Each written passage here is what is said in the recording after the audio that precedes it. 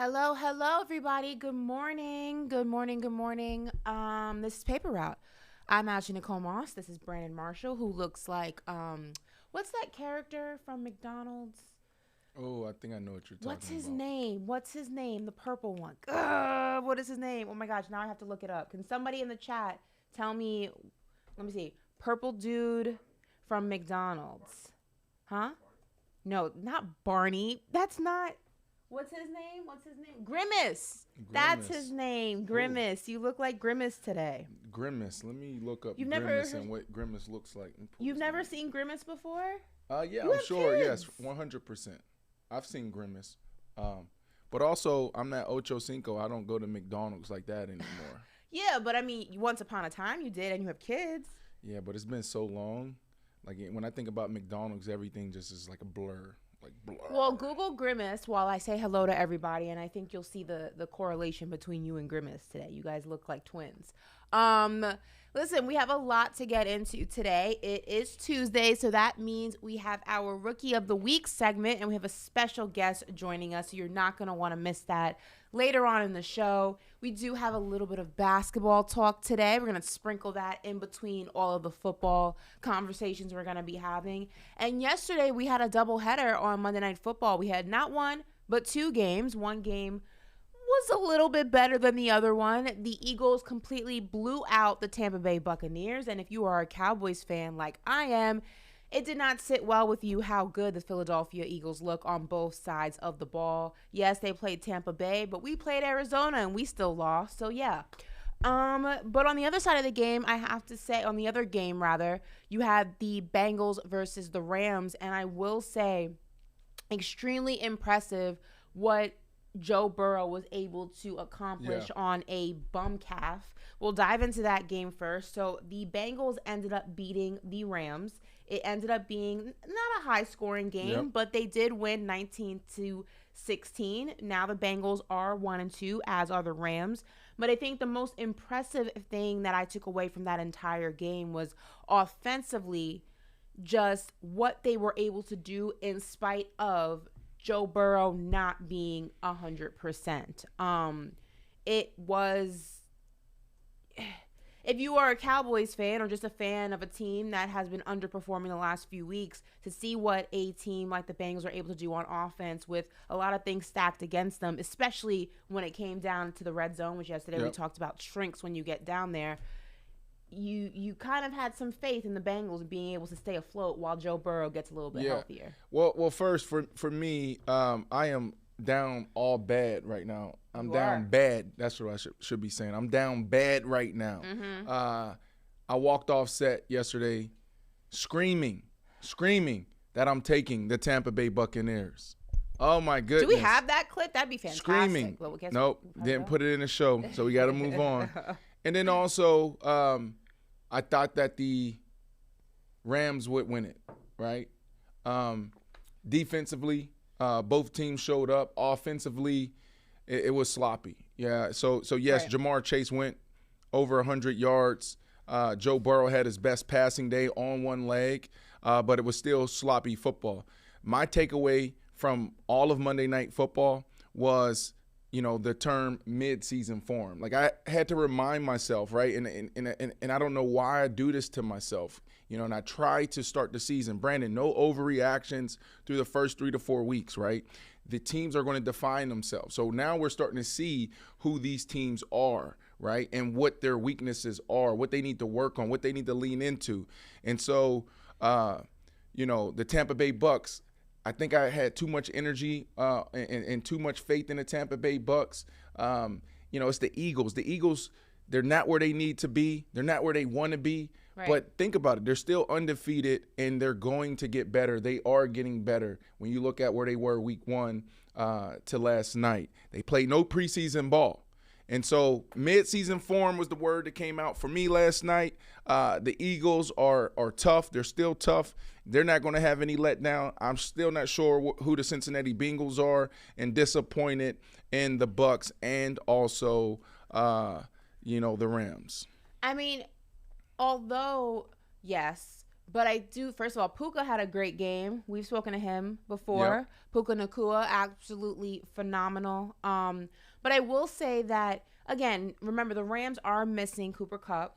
You know, he's dealing with a hamstring situation. No telling what the team will be when he returns, if he returns this season. But I will say there are glimpses of more competitiveness from this Rams team than a lot of people gave them credit for, including myself. I thought they would be just a complete, not a tank, but I didn't really think that they would be a team that would give you any type of an issue. Now, the jury is still out with that because, again, the Bengals are not at 100%. These are not the Super Bowl Bengals. This is not nearly the rematch of the Super Bowl in 2022. These teams look drastically different. But looking at both of these teams and what they were able to accomplish in this game, obviously the Bengals win it. Which team do you have more faith in moving forward throughout the season? You have to the pick, Bengals. You have to pick one. Okay. If I have to pick one, it'd be the Bengals. You know, look, I didn't think that the Rams would come into this year and be a letdown. I thought that they would be competitive. You know, they have exceeded my expectations, I would say. That's why I'm disappointed in last night. You know, Matthew Stafford turned over the ball in the first half. The second half, you know, they didn't really get the running game going, but they definitely spread the ball out in the passing game. The Cincinnati Bengals, defensively, they look that was the biggest takeaway. I was like, oh, defensively, that's how they won the game, and that's promising. So if they can go out there and continue to play good D like that while Joe Burrow is resting up and healing up, and while they're trying to get this offense into rhythm, they could potentially get back to where they were. Like Josh Allen and the Bills is playing tough. Lamar Jackson and the Ravens had a huge letdown. I expect them to learn from that. I don't know what we're going to get out of the Pittsburgh Steelers. You got the Chiefs still out there, right? Like, it's going to be interesting down the stretch. I'm interested how you feel about this because I was actually having this conversation with my dad. We were dabbling back and forth and watching the games. And would you say that it was an impressive performance by the Bengals defense or the Rams defense? Because they did hold the Bengals to, 16, 19 points. But would you say it was just the lackluster offense, or was it more of the defense? Because we were having this debate. Was it that the defense was so impressive, or just the offense on both sides were just so bad and lackluster? I think it's both, right? Like, you know, and this is where you really have to sit down and watch the film and dissect it, because a really good defense can make an offense look average, right? Look at Puka. Puka, through two weeks, 25 catches, right? The hottest start we've ever seen at the receiver position. Last night he had 5. That's a defensive game plan. They know that that's their guy. They know they wanted to get him the ball. They targeted him 7 times. He had 5 catches. He still, you know, put his fingerprint on the game. Right. But that was defense, right? And the Cincinnati Bengals, their defensive coordinator, he is one of the best in the NFL. So I'm not surprised. But also when you look at the game, Matthew Stafford, they missed on some opportunities. They got down to the red zone and they didn't convert. They walked away with field goals, right? Right. So imagine if they actually score 6 instead of kicking 3. You know, it'd be a totally different ball game. And so I think it was a little bit of both, but I'm not surprised that the Cincinnati Bengals stood up, right? Because, like, you got to think about the conversation that they probably had all week. They didn't know that Joe Burrow was going to play until after warmups. Right. It was truly a game day decision. Yeah. That's what it was. So defensively, this is when you're like, okay, well, Joe, you rest up. Jamar Chase told him, I don't want you to play, rest up. Right. So everybody on the defensive side is like, yo, we got to go win the game. And I think that's why we saw that type of outing. You know, I'm sure that the defensive coordinator probably slept at the facility the entire week. The defensive players like, yo, we got to go play our best ball, right? And that was the outcome. Well, we had another game on the slate. It was a little bit more of a blowout than the game that we're currently talking about. That's the Eagles and the Bucs. The Eagles improved to 3-0. Now just one of 3 teams with the Dolphins and the 49ers that are at 3-0. You hear that, Dallas? Eagles. You said who's at 3-0? Dolphins, 49ers, and so and people didn't. Hear that, right, Dallas? 3-0. You know why? Because they handled business against a team that they should have beaten. But I digress. It was raining in Tampa. That's right. It was a slippery game. Baker Mayfield went 15 for 25, 146 yards, 1 touchdown.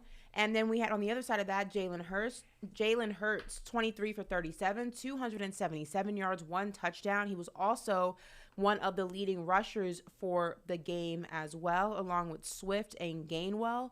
And, ESPN couldn't wait to take a whole Kelce Swift joke, because obviously Travis Kelce's brother plays on that's right. I was wondering, the Eagles, how did Travis and Kelce's they have name come Swift, one of their running backs. So there you go, Kelce Swift. It exists in the Philadelphia Eagles as well.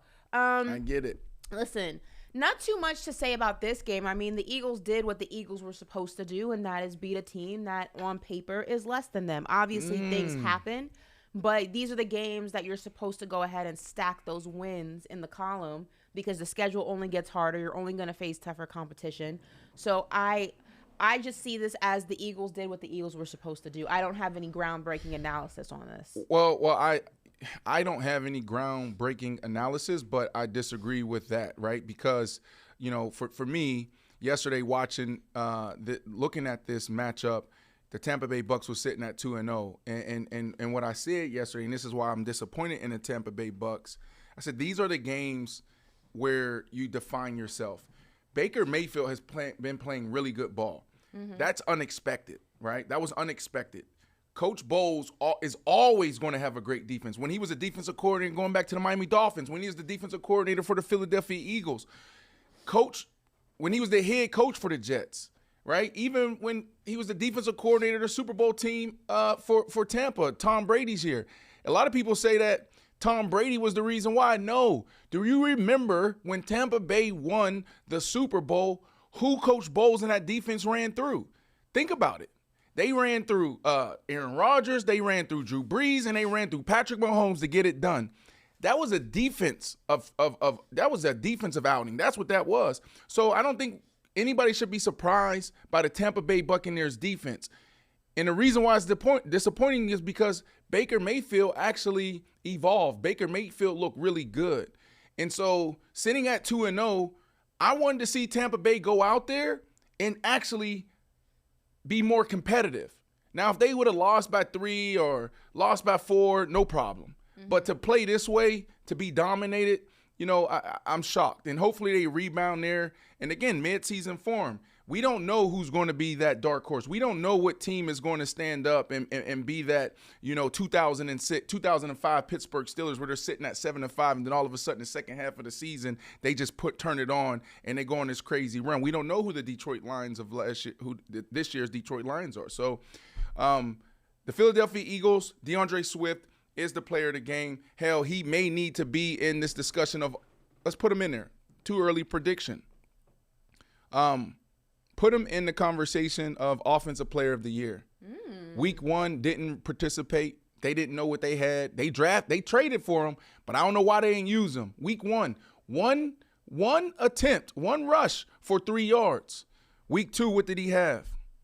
28 attempts for 175 yards, and last night 16 for 130. The dude right now is debatable. Who's the best running back in the NFL right now? You got to put him up there. The dude looks phenomenal. He looked like he just stepped into his prime. He's back at the crib. He's from Philly.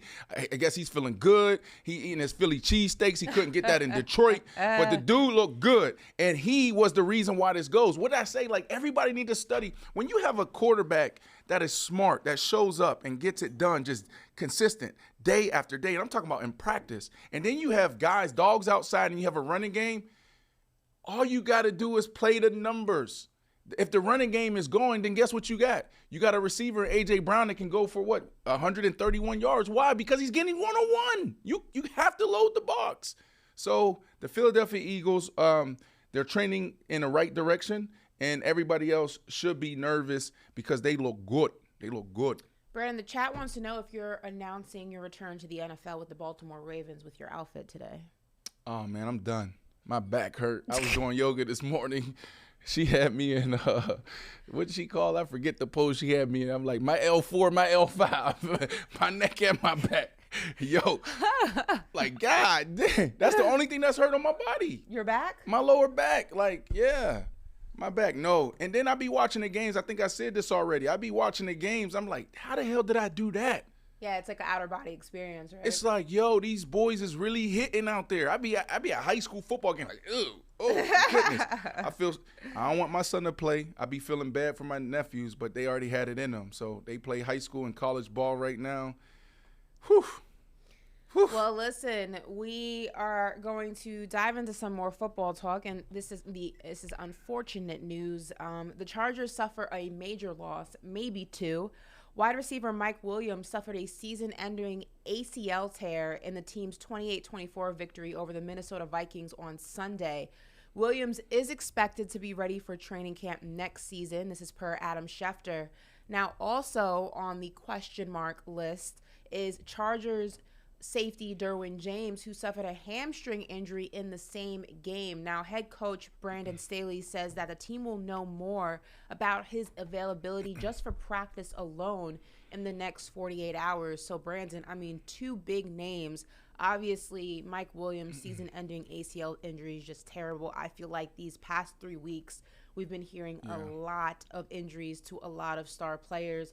Derwin James, a big part of that defense. A hamstring injury is a pain in the ass. Once you think that you're in the clear, it's always nagging. It's always there in the back burner. We're talking about that with Cooper Rush. Mm-hmm. The Chargers, they seem to have everything that they needed to be competitive. And if it's not one thing, it's another with this Chargers team. I mean, This is very unfortunate news. Well, 100%. They took on the Minnesota Vikings, a struggling Minnesota Vikings, but a talented Minnesota Vikings this past week, and they got the job done. Mm-hmm. And watching this game, I was really impressed. I felt like, oh, this is a team that is starting to get into mid-season form. Sometimes you out the gate, you feel that way as an individual. You feel that way as a player. You feel that way as a team. Sometimes it may take 3 weeks. Sometimes it may take till mid-season, right? Because the real football season don't start until after Thanksgiving. That's when we're really going to see who's who and who the real contenders are. So I like what I saw this weekend. It's weird because Justin Herbert, if you look at his numbers and his stats, he's playing phenomenal. How do you play at this level and be sitting at 1-2 and barely beating the Minnesota Vikings, who I said is a talented team, but the 40 for 47, 405 yards, 3 touchdowns, 0 interceptions. So, this sucks, but they can overcome Mike Williams going out. They've done it before. Obviously, he's had some injuries in the past, but Keenan Allen had 18 receptions for 215 yards. He makes everything go on that side of the ball. They still don't have their running back still in the lineup and getting going, so they're missing some pieces. They aren't overcoming anything if Brandon Staley is still their head coach. I told you this when we did our way too early predictions. What did I say about the Chargers? You didn't say that. I said the Chargers are immensely talented. I'm a huge Justin Herbert fan. Not only is he a nice guy, he's almost like the perfect quarterback if you had to build one. Yep. I'm a huge fan of Justin Herbert. I think there's so much talent on this team. Coach Staley is not a good coach. His decision-making is suspect. His play calling or whoever, he's working on play calling with is just odd. I don't know what else you need to see from him and what else he needs to do to this team to make them lose in the most asinine of ways to realize he is not the coach that you need to take this team to the next level. He's just not that guy. I hear you, but listen, Linda. Can I get that listen, Linda, real quick? Can we get that little listen, Linda? He's got to go. We got listen. But I have to yell at you guys. Listen, you better listen to me. I'm listening. Go ahead. I came out. I talked about the Pittsburgh Steelers. I'm like, man, I'm from Pittsburgh. I bleed black and yellow. Mm-hmm. I'm tired of being mediocre. We've been celebrating, Coach Tomlin being average. Oh, my goodness. He never lost before. He went 8-7.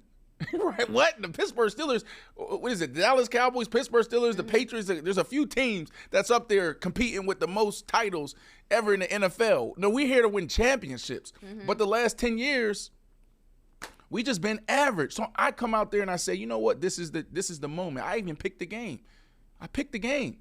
And the Cleveland Browns is going to be better than the Pittsburgh Steelers. What? Look, you see them the last 2 weeks. Last night, I picked the Tampa Bay Bucks. I picked the Rams. Joe Burrow, you kidding me? There's some people are saying that Joe Burrow is the best quarterback. So what I'm saying to you is this. Sometimes we just rush. We overreact just too fast. And so what you're saying, Ashley, I hear you. I get it. But this could be a team that turns on. I see these two guys going down. You get Derwin James back, let's say 3 weeks, 4 weeks. Hell, even if it's 6 weeks, they can overcome that. He is a playmaker. He makes things go in practice and on game day. You can overcome Mike Williams. They just drafted a receiver, right? And was it the first round? That was the guy that you picked to be what? Rookie of the year? Mm-hmm. He ain't even been on our board yet. Where he ain't even been on Pepsi. I also picked the free Broncos. Sugar. I also picked the Broncos to be a wild card team. Look how that's working out. So that's you know what. What? See, now way you see too what I'm early saying? prediction. You see what I'm saying? So you sure, like Ashley? Are you sure you want to double down on this Charger thing? Because this could turn around and bite you later. I'll tell you right now, if the Chargers are able to turn their season around, which I think that they will, it will be in spite of their head coach. Okay. It will be strictly on the talent. That's wild that you just said that. It will be, I think that they will, but it's in spite of their coach. It will be on the talent of this team. I do not think that Brandon Staley is the coach that the Chargers need. I didn't think it last season. I certainly don't think it this season. And whatever this team is going to be able to accomplish will be on the talent that is on that roster. He is not a good coach. His decision-making is horrendous. Because of the fourth down stuff that he went through 2 years ago? No, he did it again. He did it in the last game. He goes for it on fourth and two, I think, on his own side. A lot of people did it. Mike McDaniel did it this weekend. Mike McDaniel was also up 50 points. No, he was not. Not when he did that. It was actually 30. A close game because I was like, what are you doing? Come on, listen. What are you doing, coach? His decision-making is horrendous, and what makes it even worse is then he justifies it. He doubles down when in hindsight, it's like, bro, come on, you shouldn't have done that. I just do not think that he is the coach that this team needs to succeed and to go the distance. You know what I'm gonna do? Because I like Coach. We had him on Inside the NFL. I think it was 2 years ago, and I've been around him. There's a couple of guys that I played with that's around him. I'm fond of the guy. I'm gonna hit him up and I'm gonna bring him on the show, and then I'm gonna put you in that fire. What you gonna say with Coach? Coach Staley, right? Coach Staley zooms in on our show next week. What you gonna say to him?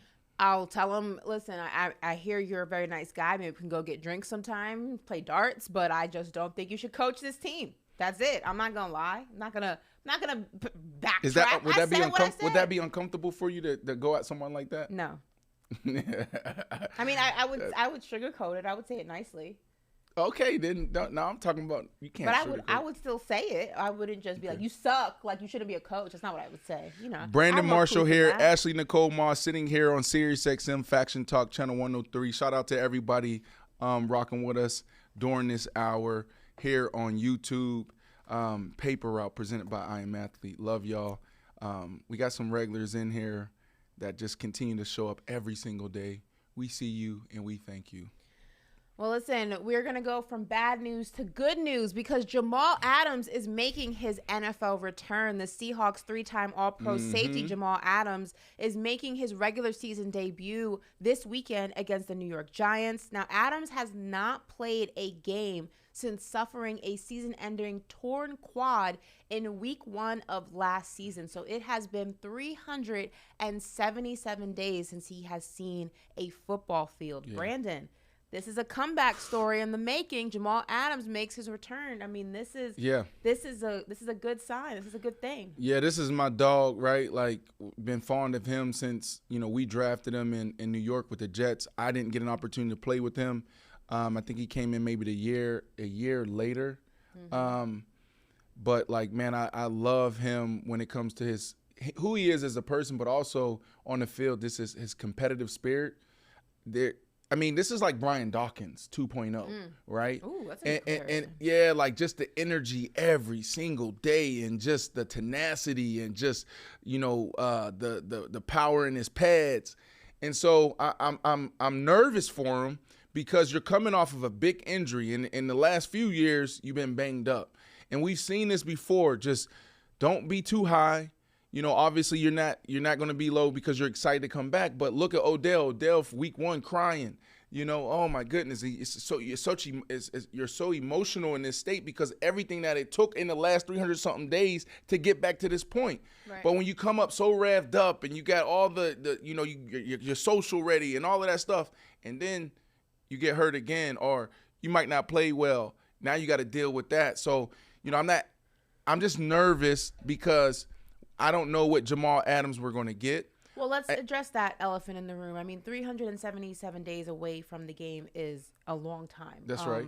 We've seen injuries and we've seen, I go back to, I'm going to basketball comparison right now because it's the first one that comes to my mind. I mean, Klay Thompson, when he returned from his injury, he was not the same player. It took him a whole season to kind of get back into the groove of the Klay Thompson we knew. And some will say he's not even there anymore. Like, he's a different version of himself. So 377 days away from the game, your first game back. I mean, mentally, what are you going through? Physically, what is your body going through? Well, look, it's all of that, right? Like, I'm on his Instagram right now, and this is someone that I've stayed in contact with over the last year, right? Like, just checking on him. Mm-hmm. Yo, are you okay? How you feeling? Still sending love, right? Because people forget about you when you laying on that table in the treatment room.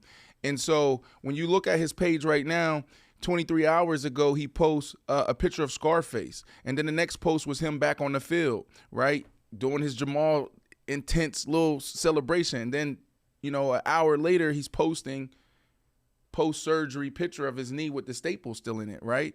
So right now, it's like this crescendo effect that's happening where he's just like, I just can't wait to run out that tunnel. Mm-hmm. He's curating everything from what car he's going to drive, his outfit, and he's super fly. He's top 5 in my book, not just in football, but in football and basketball. So he's thinking about that. He's thinking about what dance he's going to do. He's thinking about what photographer, videographer is going to capture his content. He's thinking about, is he going to look at the fans when he roll out? Am I going to be super excited or going to come out very poised? You're thinking about a lot, Ashley, right? That's what's going through his head. 300-something days. Like, you got to think about it. This is my livelihood. I get paid when my body feels good. So for him to be on ice for a year, that's tough. That's tough. I remember just being down for 4 months in the offseason, not even playing any games. And I just didn't feel right. And I told this story before. I was like, damn, am I going to bounce back? What type of player am I going to be? And I just put on my headphones. My hip is hurting. And all I could think about is go run. And I ran farther than I've ever ran before. Like, we're talking about miles, right? And so I bring that up because I remember the pain and like the anxiety that I felt in that moment, just like getting up every morning, got to go see the physical therapist. Ooh, ow, yeah, right there. Do this little exercise. It's very slow process. Athletes, we're used to going out there, bench press, sprint, right? No pain, no gain. And now you got to go and you got to do this shit. Like, what is this? You got to do this for 6 months, right? Let's say this is his hip, right? Like, or his leg. With this, I'm working on the shoulder injury. I got to do this for 6 months. Just this. This. Like, what is this? How's this going to get me better? Hey, pick up the marbles. What? You got to start from scratch. We pick up the marbles. Why? Because you just got to learn how to use your fingers again or your toes. Like, man, that's tough. Well, listen, we will see when the Giants and the Seahawks face off on Sunday what version of Jamal Adams we will get, but I'm sure he's going to be ecstatic to be stepping back onto that football field. We're going to go ahead and switch gears a little bit. Micah Parsons, outside of being dominant at his position, he also is dabbling in the podcast game. Now, he has a podcast, more of like a live stream, I feel like, with Bleacher Report. And it's safe to say that Micah is a big fan of Travis Kelce and Taylor Swift, so much so that he wants his NFL peers to follow suit, step up their game, and shoot their shot, saying, quote, City Boys is up. I challenge all my other NFL guys, start shooting from deep. Listen to this. Damn, you shot from deep and you scored. You Stephen Curry, my brother. You might be the new Steph of football. That's dope. I can't even lie. I think I want to see someone shoot at somebody else. The NFL, we up right now. City Boys is up. Hey, I challenge all my other NFL guys, start shooting from deep. Shoot from deep. Let's see if someone can get somebody like, I don't know. Oh, I gotta think about this. We gotta start shooting, brother. I am publicly shooting. You know, Zendaya, shoot at Zendaya, something. We gotta start going, brothers. I think Trav set the standard for this.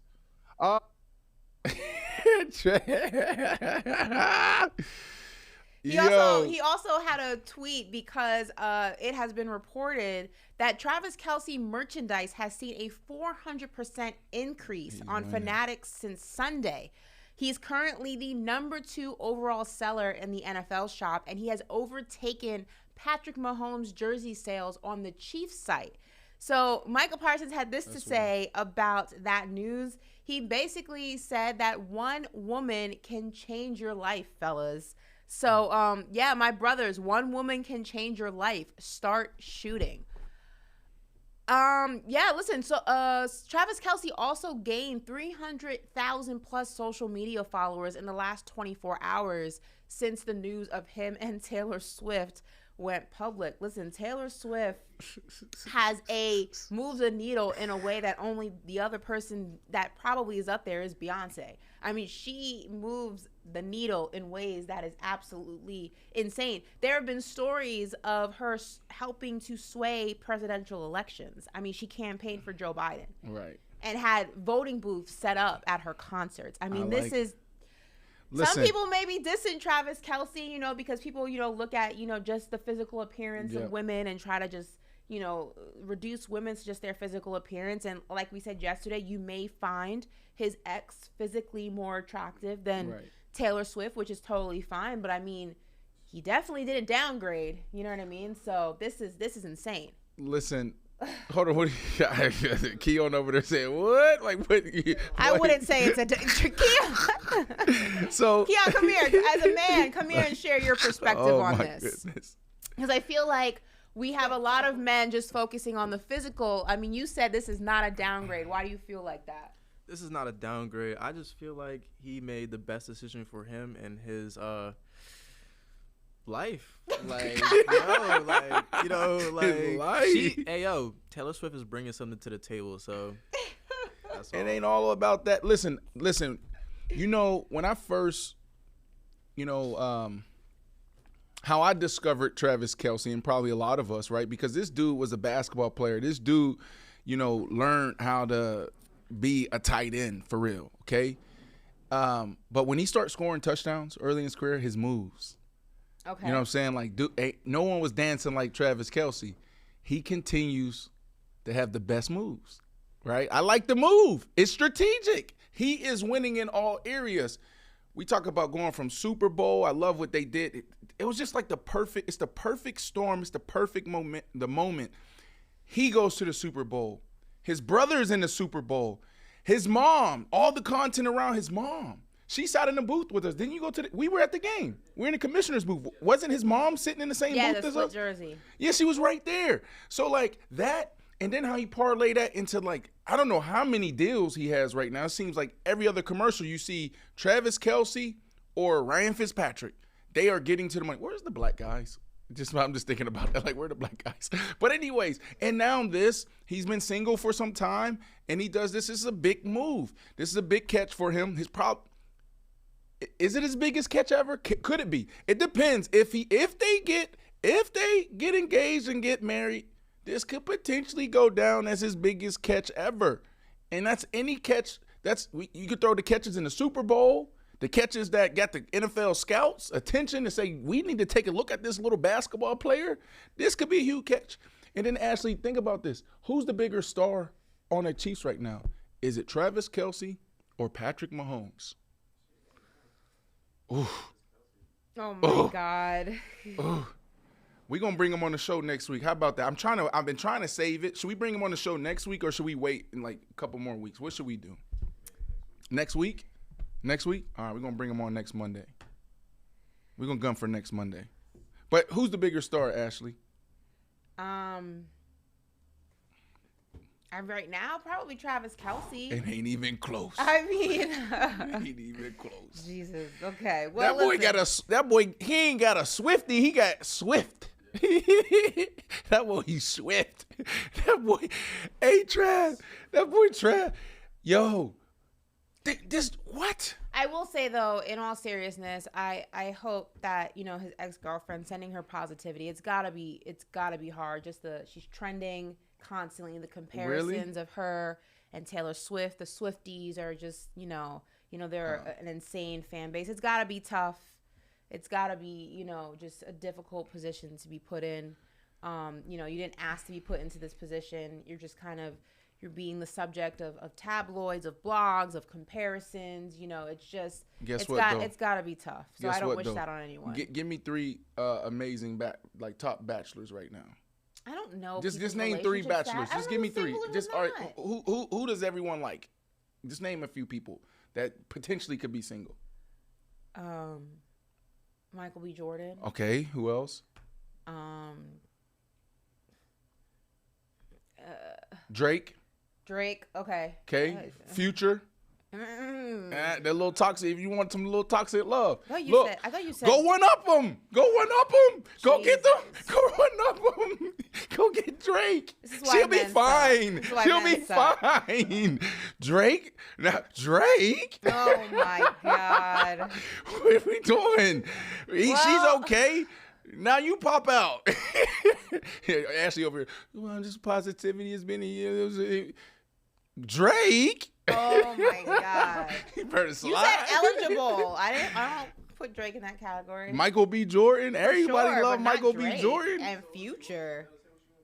I don't know. I couldn't think of anybody but Drake. Well, listen. You said not Future. Future, he might be getting it right. He might be doing yoga too. You see Future doing yoga.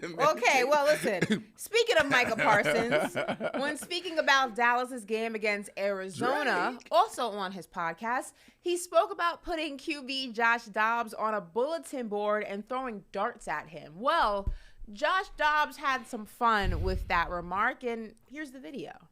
Josh Dobbs, I'm putting him on a bulletin board. I'm throwing darts at him. What he doing? Cards. Can we replay that? Because Brandon wasn't paying attention. Okay, well, yeah. Sorry. Can we hit that. a replay on that? Some volume too? Man, what just Josh happened? Dobbs, I'm putting him on a bulletin board. I'm throwing darts at him. No cards. Yo, that's amazing. I love that. Listen, a little bit character from Josh Dobbs. I think people think, he's so smart, so intelligent. He has a degree in aerospace engineering or something like that. We don't really get to see his personality as much as maybe some other QBs because he's been kind of moved around a lot since he was in the league, but he's having his moment in Arizona. So that was kind of cool to see. Showing some character. He's dodging darts. That genuinely made me happy. Can we play that one more time? I'm so glad that you put that in the show. That was amazing. One more time, please. Josh Dobbs, I'm putting him on a bulletin board. I'm throwing darts at him. No cards. I love that he didn't even say anything. He's ducking the darts. Yeah, I love that he didn't even say. There was some more beef out there too. I don't know if you saw that, Ashley, but Jerry Jeudy, right? He said the same thing, bro. Don't text me for a week to his ex teammate, Tua Tagovailoa, right? They played this past Sunday. They put the 70 piece on him, and he went out there publicly. He was like, bro, don't text me for a week. Don't call me. Don't text me. I love this. This is the power of this social media, this digital boom, right? Now we're starting to see our athletes, their real personality. It feels like it's been happening for years, but this generation is pretty cool because for so long, institutionalized, say the right thing, don't rock the boat, right? Even Justin Fields, I do think he could have handled it differently, but think about it. This is why we don't get the real athlete. Justin, what do you think is the problem? Why is the offense struggling or starting slow? Some coaching. And then, boom, for 3 days, the whole sports world is talking about it. Coaches, former coaches, athletes, former athletes, da-da-da-da-da, he can't do this. And then what do he do, right? Immediately, retreat. I need to have another press conference. I take that back. And so now what is he going to do moving forward? He's just going to be buttoned up. He ain't going to say nothing. Yeah, that's what I mean. I just got to make the right decisions. And, me being a leader, this is how athletes talk. All right, when you win, deflect. Yeah, we won, but that was the offensive line. The wide receivers played great. Coaches did phenomenal. All right. It was just such a team effort. When you lose, what do? That's on me. That's on me and the leaders in this locker room. We got to do a better job. That's what y'all getting from y'all athletes. Right. So I love this, Ashley, seeing, our guys have these podcasts, Micah Parsons, even Von Miller. There's so many other football players doing it. And then, like Dobbs, seeing that, right? Mm-hmm. Like, you don't see that. That was awesome. Yeah, that was really funny. Moving on to something that's not so funny, the ball don't lie. Listen, Jets CB Sauce Gardner spoke to the media. We spoke about this on yesterday's show. Following the team's game against the Patriots, he shared that QB Mac Jones hit him in the, quote, private parts. Well, now, per Diana Rossini, a video with a clearer image of the incident has been sent to the NFL offices. Take a look at this. Whoa.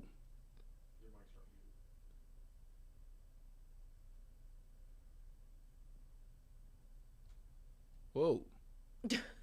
Whoa, yo. I thought they was at the bottom of the scrum. Yo. Ashley. Do you want to play this again, or to analyze it one more time? What you think? Was that like a love? That like a little love tap? It looks a little. Oh man, I thought they was. Oh no, man. he just looks like he tapped him in the he just tapped him. So he just tapped him. So you yesterday when telling this when we were talking do it again, about this, Ashley. What they do? Just you yesterday when having. Hold on. What did Trump say? What did Trump say? Well, we're not going to repeat that one. What did he say though? He did. It was a different body part. What did he say though? He said, "Grab him by the." Oh my goodness, that's what that looked like. Different body part. Yesterday when we had this conversation, we assumed, because of the video that we initially saw, that it happened at the bottom of the pile, and you even said, listen, that happens sometimes when you're down there. But this is Mac Jones got up and tapped him in his family jewels. I mean, does that change your stance on? No, I mean, you see that all the time. Like, okay, now you see that all the time. No, what I'm saying in sports, like in basketball, I used to play for Atlanta Celtics and Team Nike. And so, like, our Atlanta Celtics team was real ratchet, right? Like, straight ratchet. And they used to do this thing called nut check. Oh, they used to do that when I was in school. No, but yeah, so like you be running down the court. You or just the hallway. Wow. You saw the dude from Duke. What was the basketball player, the white kid, Grayson? Wasn't he doing nut checks and stuff? Grayson Allen, yeah. So that's what I'm saying. In sports, you see it, but when you do, remember what happened to Grayson? Grayson was he's Mac Jones. You're not in that category. In the NBA, Grayson, Mac Jones, Donald Trump, y'all all in the same category. This is a part of your history, your legacy forever. You are a nut checker. You're a nut checker. So now guys are going to be weary of you. Well, Mac Jones has garnered a reputation for being a little bit of a dirty player. That's something a consensus amongst the league. Now, there is no word yet if the NFL plans on issuing any type of disciplinary action towards Jones. This is, like I said, has been sent to the NFL offices. So he gonna get fined, big fine. What the NFL is going to do with this just yet. What? So they need to fine him, but they need to think about generations. Okay, because I talked about this and I went totally in on Ryan Clark, right? I was like, the brotherhood, the fraternity, like you got to protect each other. You still got to protect each other. No cheap shots, right? And so I said that because like a Nick Chubb's, now I'm thinking about his kids, right? So right now, Mac Jones, he hurting Sauce Gardner's kids. You can't do this, so you got to fine him, not only the damage that he's doing to Sauce Gardner, but you got to fine him for his kids. So I can see this, if I'm the commissioner, I'm slapping him with $120,000 fine. And I'm saying I'm 40 of it's going to go to what you did to Sauce. That's standard. But now I'm thinking about all the kids that Sauce Gardner can have. And I got to hit you for that, bro, because you can't be doing this. I'm putting them in that same category. Mac Jones, Grayson. What's his name? Grayson what? Allen. Grayson Allen and Donald Trump. All y'all need to be fined. All right. Well, listen, we will keep an eye on this to see what the NFL does about the situation, if they do anything at all. Somebody said cups. Nobody wear cups in the NFL anymore. We just start wearing cups. Well, no, that's not true. That's not true.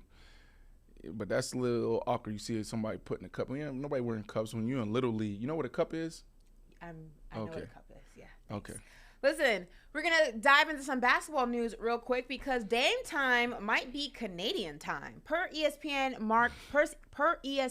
Mark Spears, the Toronto Raptors have entered the week as the front runners to land Damian Lillard. Now, it's interesting because it's been no secret of Damian Lillard's desire to take his talents to South Beach and Portland's unwillingness thus far to honor that request. But that apparently hasn't stopped Miami from trying. So we're going to go ahead and play this video first of Mark Spears' report about Dame possibly ending up in Toronto. Listen to this. Well, everybody's waiting about Miami Heat and South Beach, and it's just everything I'm hearing is really, really quiet there, right? And Blazers are continuing to talk to other teams where I've heard the likes of Chicago and Milwaukee and even Philadelphia. And even though Chicago thing's kind of waning a little bit, but the hottest name that I'm hearing right now is of interest is the Toronto Raptors, actually.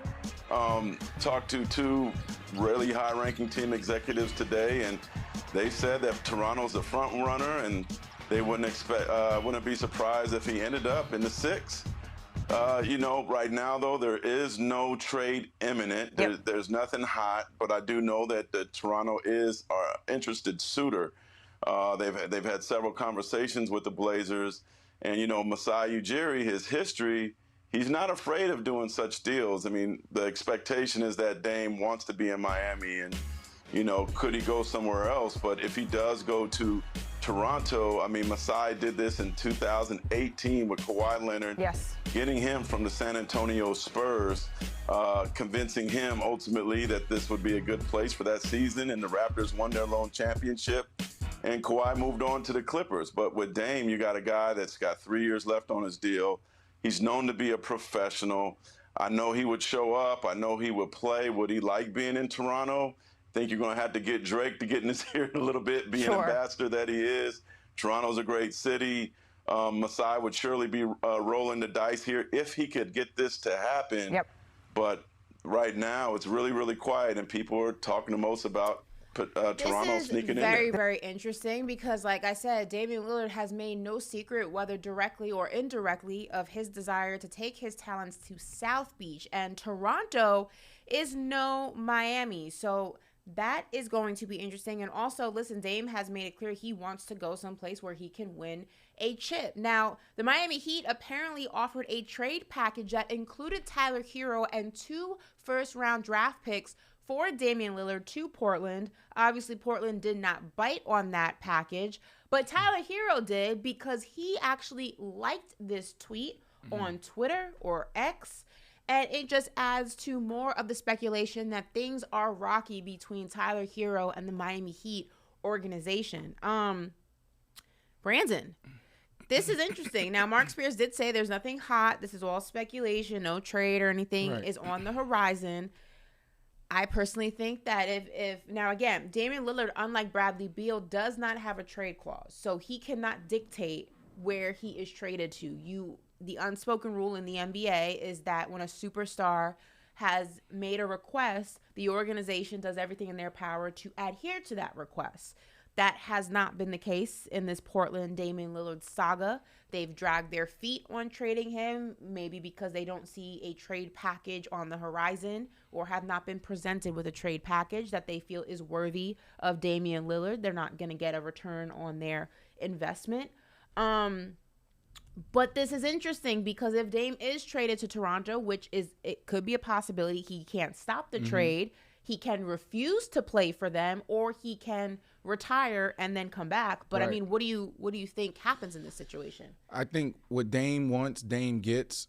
And like I always say in these situations, is he willing to get uncomfortable, right? He's 33 years of age. He was drafted in 2012. So what is this, like his 12th, 13th year in the NBA? You just talked about the superstar treatment that the NBA players get. I request to be traded. Are you going to respect that? to me, it's just simple. It's like, and I can't fully speak on this with certainty and extreme confidence, right? Because I'm not an NBA player. I haven't been in that type of business. But like, all he got to do is say, I don't want to play for you. You know, like the Cleveland Browns call, I'm not playing for the Cleveland Browns. Josh McCown, Brandon, let me pull you to the side. Like, you know, let's spend an hour. Let me convince you. Tell your general manager, your owner, I don't want to play for the Cleveland Browns. I'm not coming. Well, they're going to offer you $3 more million a year. I don't want it, right? Why would you trade for somebody that doesn't want you? It's like relationships. That makes no sense. Now, what is interesting, Ashley, is Messiah and the Kawhi situation, right? Mm-hmm. We knew that Kawhi wanted to get to what? Back home to L.A. Mm-hmm. But they didn't do that. They didn't adhere to his demands. They sent them to Toronto. But what he said was interesting. He said that he convinced Kawhi just for a year or two. Kawhi stayed, 2 years there? Mm-hmm. And then he went where he wanted to go, back home. So that was very thought-provoking for me because I'm like, yo, Messiah is respected. People love Messiah. He does a phenomenal job. Can he convince him to do the same thing? Come over here for a year or two, and let's make that deal, that Daryl Morey deal that he made with James Harden but reneged on and pissed off James Harden. Right? Can he do that? Will he do that? Did he do that with Kawhi? And can he do this with Dame? Convince Dame, like, yo, just come over for a year or two, then I'll get you to Miami.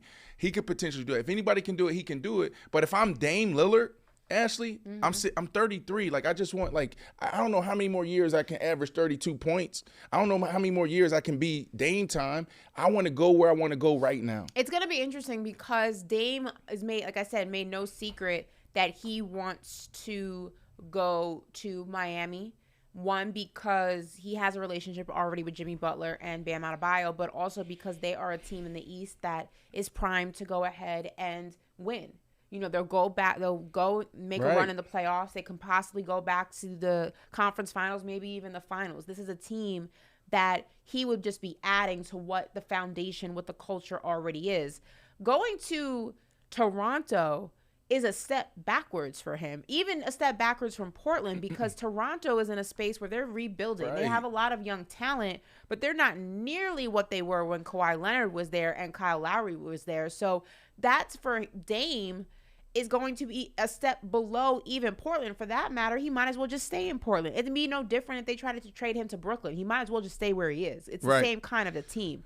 So I agree. It's going to be interesting what Dame's move is because it serves him no purpose to go to Toronto. There's absolutely nothing that Toronto can do for him that adheres to what his desires allegedly are, and that is to win. Right. Now, Miami's in a situation, though, as well, because Miami, you know, Pat Riley is not somebody who is easily manipulated and easily swayed. He's not going to be bullied. And I know that, you know, Portland thinks that all the cards are in their favor.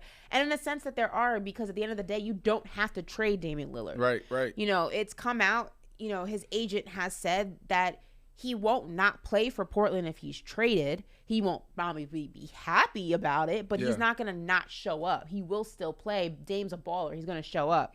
Miami is not going to overcompensate to get Damian Lillard, because there was a report that came out that Pat Riley said, look, I think we can win with our roster. We don't need Dame. We want him, but we don't need him. And when you don't need something, your lack of your desperation is not necessarily there.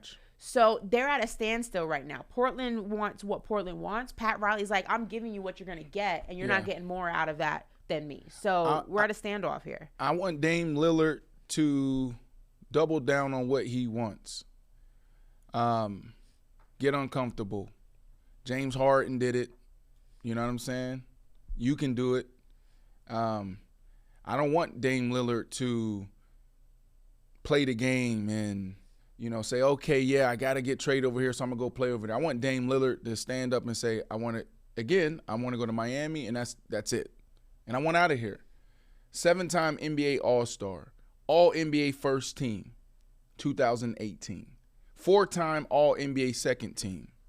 2-time All-NBA Third Team. NBA Rookie of the Year. NBA All-Rookie First Team. NBA 75th Anniversary Team. NBA Teammate of the Year. NBA three-point contest champion 2023 recently. Third team All-American, and he could go, we ain't going to go to college. But I'm saying all that because he did all of that in that uniform in Portland.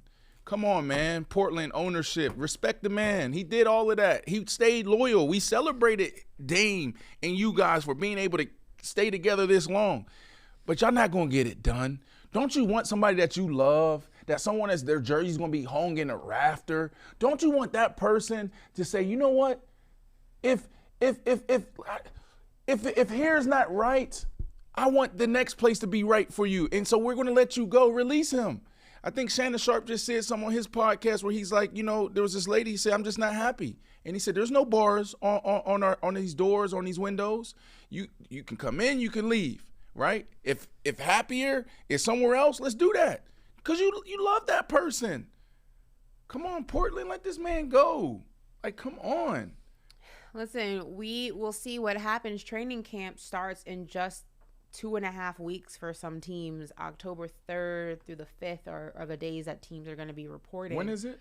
October 3rd through the 5th is when teams are going to be reporting. Vets, I believe, report on October 3rd. So don't go, Dan. Training camp, all that is underway. We're going to see, who's ready, who's not, but we're also going to see what the hell is going on with Damian Lillard and Portland sooner rather than later. So we're going to go back into football here, and no good deed goes unpunished, apparently, because per NFL insider Justin Cohen, multiple NFL owners felt that Dolphins head coach Mike McDaniel running up the score on the Broncos was, quote, disrespectful to the game of football. Now, if you remember, the head coach, Mike McDaniel, did decide against kicking a field goal for the NFL record of most points in a game, in addition to pulling out his starters in the second half. So he mercy ruled them not once, but twice. But apparently it was still disrespectful that the Dolphins dropped 70 points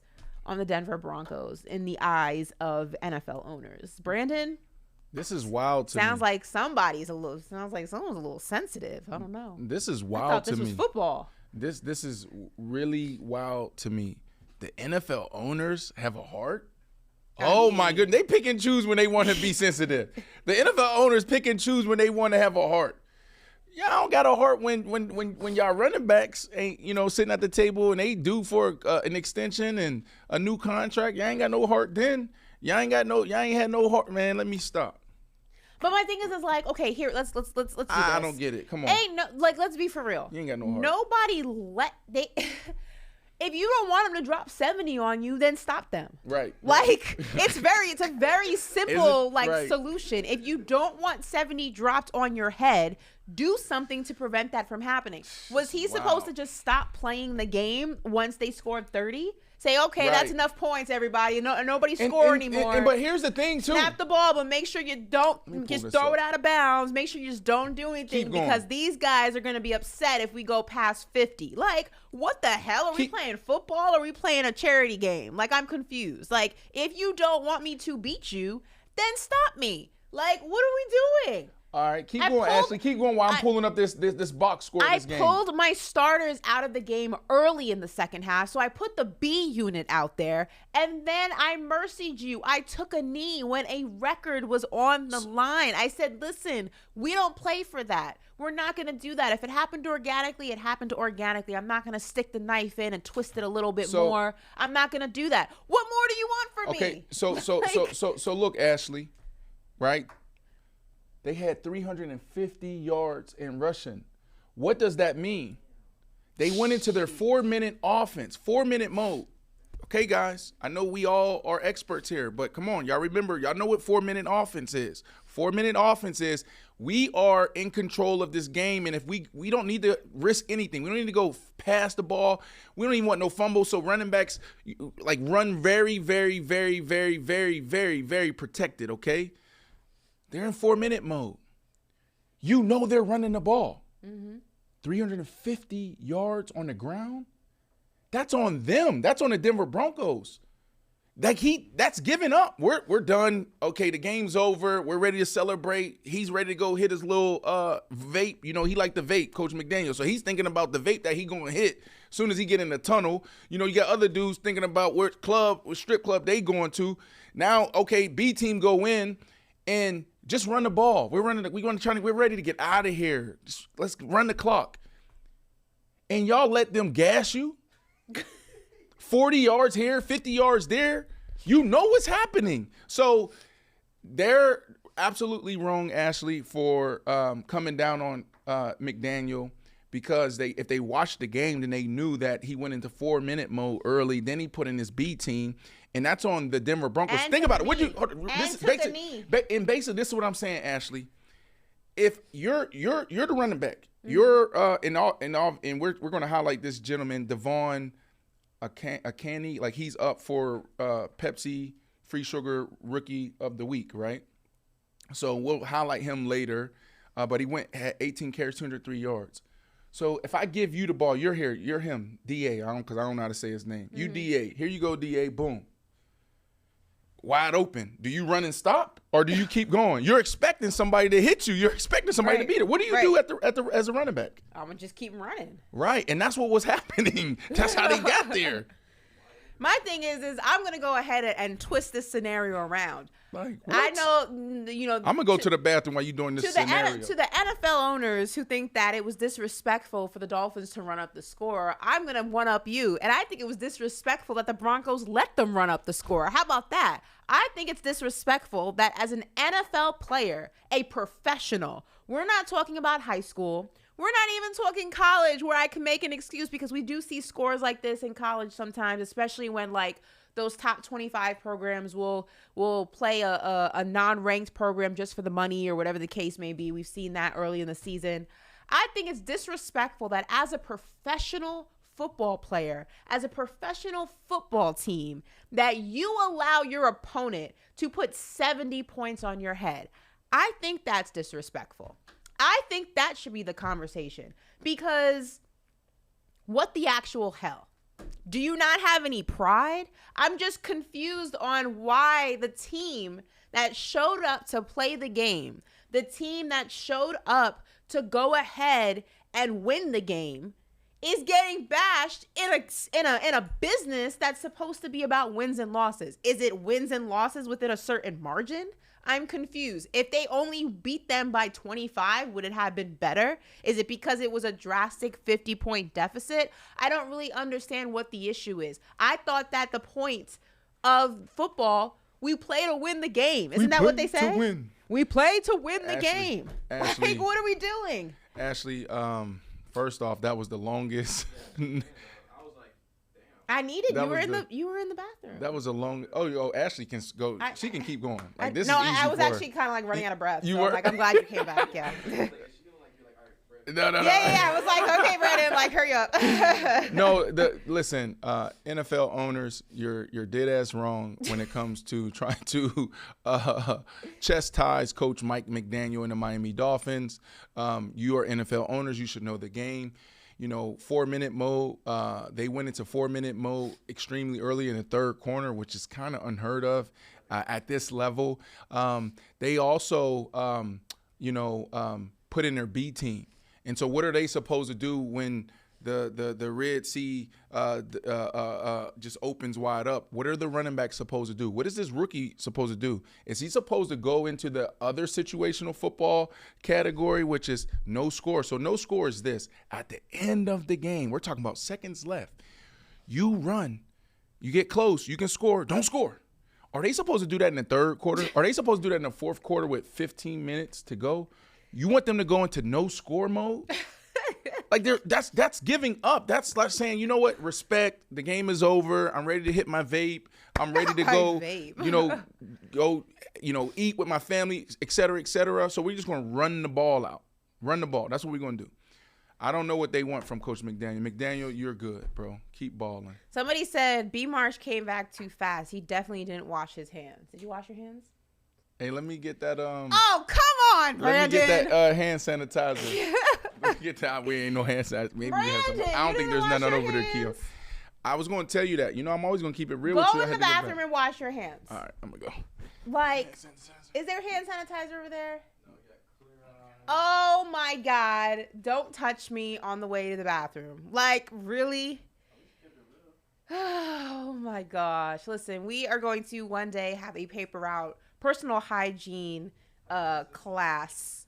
And we're going to teach Brandon what personal hygiene is and how you can apply it to your daily life. Brandon, did you watch it? Here, let me touch your hair. Don't touch me! He comes back, he's wiping his hands on his shorts. Was there no towel in there? Yeah, but, yeah. Someone said, fam, Brandon, don't touch anything. Someone said that boy got the wee-wee hands. Why did I randomly guess that he didn't wash his hands? Oh. Brandon, explain to people why you don't wash your hands. Like, where did that start? Because in the shower playing for the Denver Broncos. Okay. Well, going into the shower, Tony Scheffler, our tight end, my brother. Put the camera on Brandon. I don't need the ISO on this. There we go.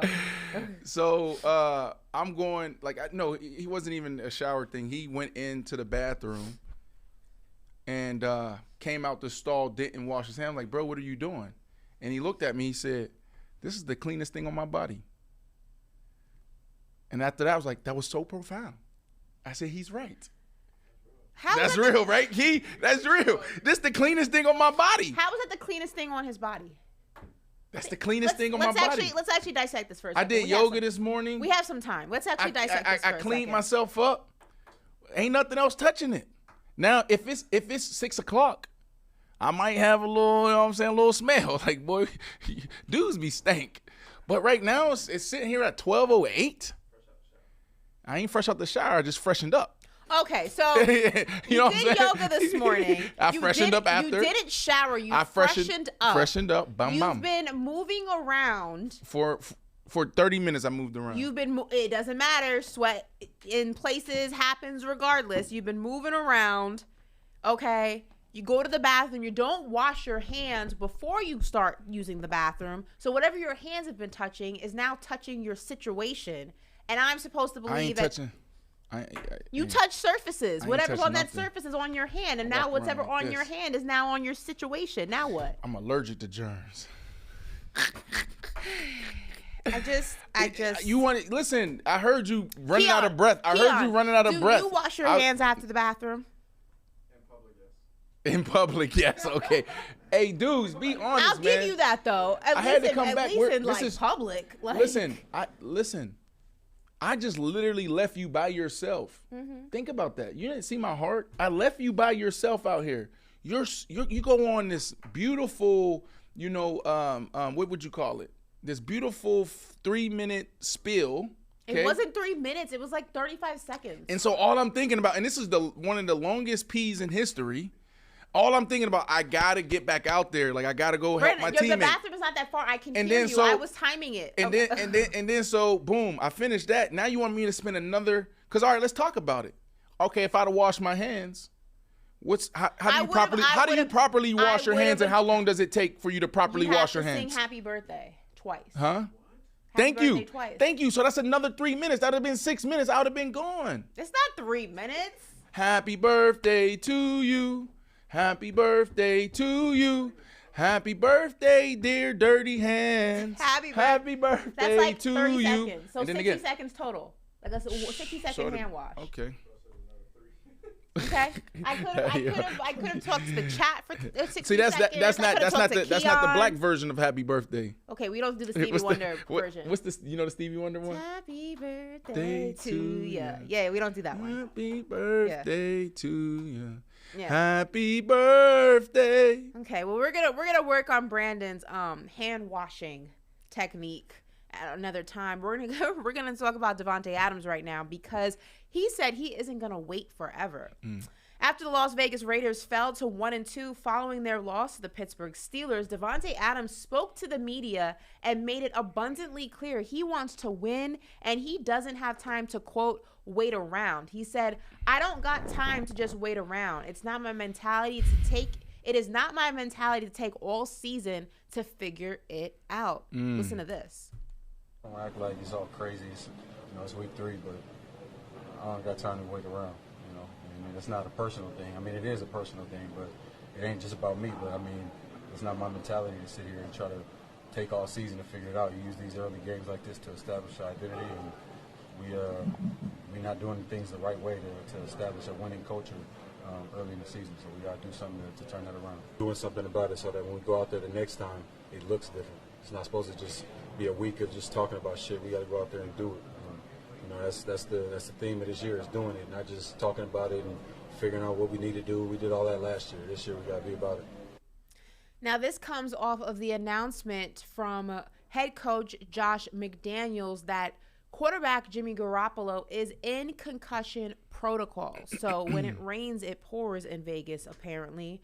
Brandon, this Davante Adams situation is interesting because, listen, we dissected this a little bit when the move first happened, and Davante Adams and Aaron Rodgers, for whatever reason, communication fell through. He wasn't aware of what Aaron Rodgers' decision was going to be with the Green Bay Packers. Right. Aaron Rodgers, ultimately came back for one more season with the Packers. Yep. And Davante Adams went on to Las Vegas. Some may say that was because he wasn't fully aware of what Aaron Rodgers was thinking about doing. So he made a decision that seemed best for him at the time. Obviously, the situation with the Packers, Aaron Rodgers ends up moving on to the New York Jets. We know how that situation has gone thus far. But Davante Adams thought at the time he was going to a better situation with the Raiders. It turned out to not be the case. So while you can understand his frustration, because maybe, the grass looks greener on the other side at the time, if you really dissected and really looked at it, the team was going to be not overly competitive even when he first made that move. It's much like, I kind of relate this in some way to the Damian Lillard situation. Damian Lillard has said something similar. Right. He said, I don't have time to wait forever. But when Damian Lillard decided to sign his deal with the Portland Trailblazers, after the CJ McCollum era had come to an end and he moved on to New Orleans and the team, was broken up, you bring young guys in. Some will say, well, you knew what it was when you signed up. You knew that this team was going to go through growing pains. You knew that this team wasn't going to be an NBA Finals team. It may not even be a conference final team. Hell, there may be some seasons it wasn't even a playoff team. So while you can understand the frustration, you can also say that some of the frustration is self-inflicted. Right. And I feel like there are similarities with this Davante Adams situation. Right. 100%. I think he's in a tough spot, Ashley. Tough spot, yeah, for sure. I think he's in a tough spot because he wanted to go back out to the West Coast. He's from I think like Northern Cali or somewhere, so it's close to home. He loves Vegas, right? We had him on the show. I sat down with him one-on-one, and he talked about his home and just his whole situation with his wife and his Derek kids. Carr was the quarterback at the time. Yeah, that was a big was reason why his teammate in college. And but I still got the sense that he, was comfortable there from a personal standpoint in Vegas. And it's a tough spot because personally he's comfortable, but professionally he isn't. And so what I would say to Davante is like, look, the personal, like your family's going to be okay, right? I would you only get a small window to really enjoy this being in the NFL, right? So I think your family would adapt, right? Like if you went from Green Bay, you went to Vegas, your family adapted, right? Like it's an amazing opportunity for everyone, an amazing experience. Like that's not our experience as professional athletes. It's like just to sit in one place for 10, 15, 20 years, right? So if you have to move again, your family will adjust, and in 3 or 4 years you can go back to Vegas, you go back to Cali, lay down your roots, right? I'm not saying leave your family. I'm saying take your family with you, but they will adjust to that. Ash, I'm looking at all the NFL teams, right? And this is what I was doing when you were talking about Dame, all right? There's 2 teams that stand out. Like, okay, if he was to move on before this October whatever trade deadline, where can he go? Buffalo, but they're playing really good ball right now since week 1. And I don't know their cap situation. I don't know what they can do here. But Buffalo, if I'm Buffalo, Like, I'm looking like, yo, we're back on track. We quickly got back on track. Remember, Josh Allen was like this Monday Night Football. He was like this. You know, Stephon Diggs was looking at him, and he like, yo, what's going on? Like, they're in the headlights. Got back on track. This could be really good. Y'all could be contenders, right? And then the other team it will be impossible. But I'm like, damn, what could the Kansas City Chiefs give up to get them? But that same division, and we rarely seen that happen. I don't know, maybe we've seen that like a handful of times in the history of the NFL, trading within a division. So those are the only two teams that I see, would make sense for him. Right. In this phase of his career. Well, I mean, listen, I know that you are not a fan of head coach Josh McDaniels. But I mean, the Raiders just don't look good.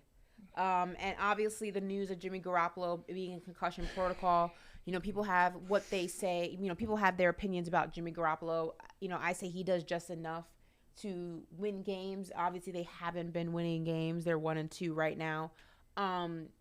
But if you're Davante Adams and you say, listen, I just don't have the time to wait around, what does that necessarily mean to you? What's that timetable look like? Well, because, that's why I said that, because there's other situations out there. But, he's saying I don't have time to wait around, but there's other teams that need wide receivers, but you're not going to go there and maybe win. You know what I'm saying? Like, what I'm taking from him is like, I'm in this space of my career where I know I have a few more years left at this high level. And I want to win a Super Bowl. I want that, right? He has his money, he has his legacy is kind of set, right? He's going to go down as one of the best receivers ever to play the game. We know that. So, like, what's next? It's Super Bowl. Who's going to give that to you? Atlanta Falcons, right? Where else? Ashley, like, what other teams? New York Giants. I like the New York Giants for him, but you're not going to win this year. Right. I think he's in a tough spot. It's definitely a tough spot. And listen, the Raiders, like I said, quarterback Jimmy Garoppolo is in concussion protocol. If he is cleared for this week's game, Pittsburgh. We will see Pittsburgh. They don't make moves like this. That's not their MO. We will see what that timetable looks like for Davante Adams and how long he is just willing to wait, or if he wants to be on the move sooner rather than later. We are going to go ahead and dive into a basketball topic that I feel like is going to really open up an interesting debate, because we've had this conversation, I feel like, throughout, this show in multiple different sports and just different conversations. Brandon Jennings has an interesting regret. On a recent episode of Gilbert Arenas' Gil's Arena podcast, Brandon Jennings says he regrets spending his first big NBA paycheck on his mom. He said, quote, "That doesn't mean I don't love my mom or I don't appreciate her. I think we get caught up in like, we got to get our first paycheck. We got to give it to my family. But it's like, whoa, you can get hurt next year. And then I made people comfortable early." Listen to this. What did you do with your first NBA check? I bought my mom a house. Was it a good thing? Wait, what? Because, like, your first thing, like, as a youngin' when you get in the league is like, yo, buy my mom a house, like, buy. But I feel like I should have bought myself something first. That doesn't mean that I don't love my mom or, like, my family, or I don't appreciate it. It's just that I think we get caught up in, like, okay, when I get this first check, I gotta give it back to my family, when it's like, well, you can get hurt next year. And then like, I made people comfortable early. I don't have a father figure, like, I'm trying to figure it out. And, your first thing is like, I gotta do for my mom. Like, my mom is the reason why I'm here. And it's like, well, yeah, but also, like, I'm the reason why I'm here. For youngins, it's just like, maybe you should buy yourself something first to make sure that you're stable, because you don't know what's going to happen in your career. Luckily, I was able to play 9 years and 11 years, but I think you should take care of yourself first. It's interesting because we've had this conversation on this show before, in more so in line of the NFL. But I know that you have said before that, one of the things that you wish the mindset of athletes would change is that this ideology that when you get put on, you got to put everybody else on with that first check. And you got to go ahead and make sure this person's straight, this person's straight, this person's straight with that first big paycheck. And you don't take a step back and just kind of do it little by little. It's almost like, the survivor's remorse, because I made it out of X situation. Now I got to take everybody with me. And I think that this is kind of what he's alluding to is that this survivor's remorse ideology, that because I'm now put on, it's my responsibility to make sure everybody else is put on before I make sure that my situation is straight. Now, some people will say that's selfish. At least when it comes to your mom, you should make sure your mom is straight of everybody else. But I mean, where do you fall with this? Because you've obviously been in this situation before. This is deep, and there's so many things that we can unpack here. The first thing I want to respond to is the last thing that you said, and that's, some people will say it's selfish. And then there's somebody sitting here, Ricky, saying, sorry, that's selfish. Yesterday in yoga, I had this conversation. We spent probably 20 minutes talking about this, just like, love and self-love, right? When somebody makes it and they get an award, hey, Brandon, here's a sports Emmy. The first thing we usually say is, I want to thank my mom. I want to thank my Lord and Savior. I want to thank this person. I want to thank that person. Well, if we go out there and say, I want to thank myself. I think Conor McGregor said that. I think Snoop Dogg said that. And we look at it like, whoa, that's kind of cocky of that person. But isn't that the highest form of self-love? Is taking care of yourself first and also appreciating yourself. So it's interesting that you brought that up. But what I would say is this. In our community, this is something that we definitely have to fix. But and this is what I mean by there's so much to unpack here. In every other community, for the most part, not everyone, but for the most part, money flows down. In our community, money flows up. Thank you, Wale, for this amazing soundbite. Mm-hmm. Something that we can all teach off of and really lean into. Money flows down in most communities. In our community, money flows up. What does that mean? When Brandon Jennings make it to the NBA, that money goes up to mom, to dad, to aunties, to this person, to that person. When the reality is, when you talk about generational wealth and being able to see healthier families and healthier communities, that money, Brandon Jennings makes it to the NBA, and now he's only thinking about his kids. Why? Because his mom and dad are straight. But we're not in the situation yet as from a community where we're healthy physically, mentally, spiritually, financially. So we have to do a lot. Like, we are first generation millionaires. We are first generation empire builders. So it's really difficult and tough. So the advice that I give to athletes is this. It's like, when you first make it to the league, draw a circle, and then you say, okay, who are those people that I absolutely want to be there for because they were there for me? Right? And then with those people, you all sit down, you put together, you show them your roadmap, your 10-year, 5-year roadmap, your 10-year roadmap. Yo, this is my financial goals. Here's my plan. And here's also the boundaries and the rules of how we're going to do money. Right? So, bro, smart. I love your idea. I love what you're thinking about. Do you know what you're talking about? You went to school for this? No, you didn't? All right, go take an online course and put together a thorough business plan. I'm talking about 50 to 60, 70 pages. Show me that you know what you're talking about. When you do that, bring that back, because guess what? Yeah, I'm making $10 million this year.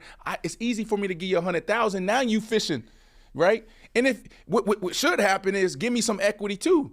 Like, I want to invest in y'all, but I don't want to invest in a barbershop. That's what we do. Barbershop, a boutique, a salon, a car wash. No, let's build something that's going to be here to stay. This is going to sustain the test of time.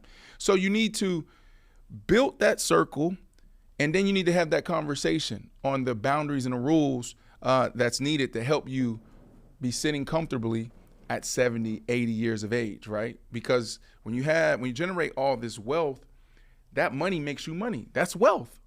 You can't have like a hole in a bucket. You got to be able to have this and say, okay, this $1 million is going to bring me 10% every year, or this $10 million. This is what you got to operate off of. I got $10 million in my account. I got $20 million in my account. Conservative, 6-7%. But how do you, it sounds good in theory, but it's different when you have, your dad now asking you for a new truck, or your mom's asking you, for a new this, and then you have your little brother, he's going into college, and he needs, X, Y, and Z. Your sister's starting basketball and she needs shoes and things like that. And then, I think it sounds good in theory, but then when you're actually in it real time, and you know that you have X amount of dollars in your bank account, in your mind, you say, oh, it's not going to hurt to give a little something here, a little something there, a little something there. So I feel like the hardest thing is learn, and I feel like this is just across the board, but especially when you start making money and you're making more money than anybody in your family, the word no is hard to learn. And I think it's hard to learn across the board. It's hard to learn in business. It's hard to learn, in relationships. And it's especially hard to learn in family dynamics when you come from a situation where, your parents or your guardians or your family in general did everything they could with limited resources to make sure that you could be in the position that you're in. And I hear what Brandon's saying. Yes, part of it is him and his talent, his dedication to the sport and his dedication to workouts and things like that. But you also can't ignore the beginning of that. And the beginning of that was your family making the most of what they had to make sure that you were in a position to be better than them. So that guilt is what forces a lot of people to do things that they may not be financially smart to do at this moment in time. But it's that guilt, that memory of, well, my mom only was making minimum wage and she sent me to basketball camp. So like, who am I with $9 million in my bank account to say no to buying her a house? Like, how do you overcome that? Because that's the hardest part. Well, first off, this is why these platforms are so important. Like, I would have loved to hear Brandon Jennings go deeper, right? It's like, okay, well, why did you say that? You know what I mean? Like, what was your experience? What would you have done differently and why? Break it down for us, because the next generation of athletes and artists or people who come from where we come from, they're listening, right? And so we're in this space now where we have an opportunity to educate. And so when you have vets, the Deion Sanders of the world, the Shaquille O'Neals of the world, that's standing up and saying, yeah, I did this. This went wrong. This went left. This is what I learned from it. You have to listen.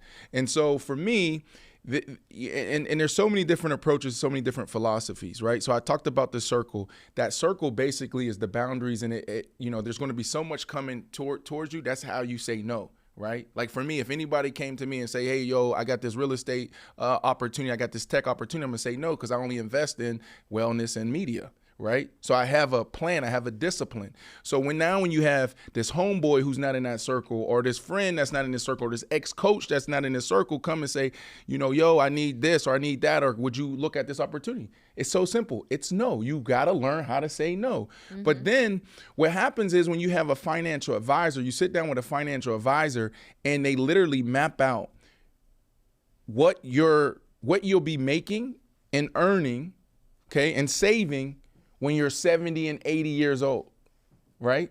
So how do we get that? That financial plan? So for me, we allocated, let's say $300,000 a year in family contributions. So my thing was, I'm gonna buy my mom a home. I waited until my first big contract. I didn't do it on the first one. I wasn't first round, right? I was making a couple $100,000. So once I signed that 5-year, $50 million deal with the Dolphins, I bought my mom a crib. And then after my third deal, when I got an extension with the Chicago Bears, I bought my aunt a home, because everybody went left. Everybody was coming to my little league games. Everybody who was getting on the bus coming to my college games. Everybody with that first contract. I'm talking about big ass family. Everybody who was getting on the bus and chipping in, right, to come to Detroit, to come to, when we played in Cleveland, and hell, even came down south when we played in Atlanta. Those same people, when I got that big deal, they looked at my aunt and they said, well, why do we have to pay for it now? And my aunt said, we've been doing this since he was a little baby. Why are we changing now? Well, look, you see the contract that he just made? And she said, no, this is how we're going to do it. And this is why I bought my aunt a house. She's one of the realists. She said, no, what we're going to do is we're going to get a bus that we've been getting. We're going to do our own tailgate, and we're going to block off these rooms. And when we come up short, then I'm going to my nephew and say, nephew, we came up $3,000 short or $5,000 short, because I'm also buying 40, 50 tickets. 40, 50 tickets, that's $20,000 a game. Damn. They don't give you a Think discount? about it. No, not when, no. You get 2 free tickets. What? And then you can go around the locker room. You go around the locker room and you ask your teammates like, yo, Keon, you using your tickets? You got any family coming? Nah, okay, can I get your 2? No problem. Hey, can I get your, you got to hustle a little bit. But if you don't get that, because most guys are using it, you got to pay for those tickets. They just make you pay for the taxes. Okay, so That's boom. crazy. So now you paying for transportation, you paying for hotels, you paying for the food for tailgating, and they want you to pay for the tickets? No. So I say that because, you know, when that happened, circle gets small. So I bought my aunt a home, my mom a home. I bought my ex's mom a home. Boom. I want you to be happy. Cool. That's what I did. And now what you look at is I got X amount of dollars to give to anybody that come in this circle, to family and friends. So it makes it easy. So when your mom come to you and your mom like, I want to go on this trip, I want to do that. All right, let's look at the financial plan. Let's see if that fits in the budget, because when I hit 60 and at 70, I want to make sure that I'm still bringing in $400,000 or $500,000 a year. I need my money to be making this type of money. Mm-hmm. It's super simple. Just a plan. That's why I said you got to have a plan and you got to follow the plan. They got to listen. Whoa. Listen, Linda. Listen, Linda. Can we get that listen, Linda? Listen, Linda. Can we get that listen, Linda? But I have to yell at you guys. Linda. All these athletes and artists, we all Lindas. We got to listen to the dudes come before us. Well, we have some time because Marvin Mims is going to be joining us at 1 p.m. So before we dive into our Pepsi Rookie of the Week segment, we have time for another fun topic. So we're going to dive into that. Elle Duncan of ESPN fame has her own podcast out. It's called The Elle Duncan Show.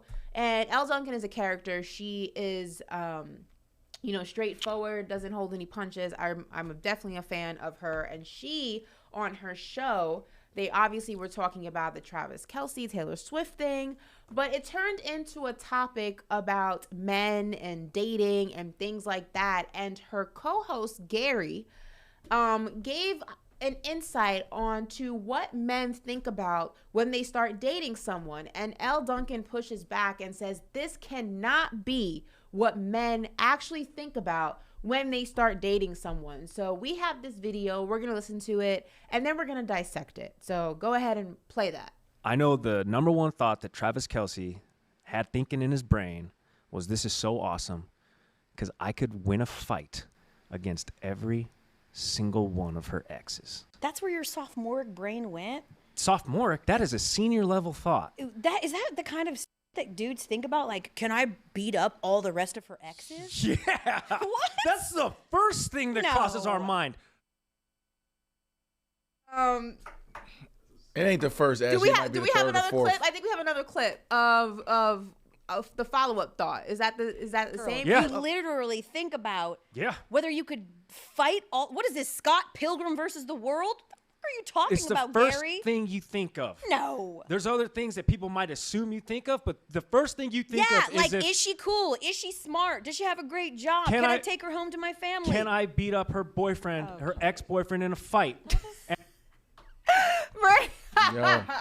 Yo. Brandon.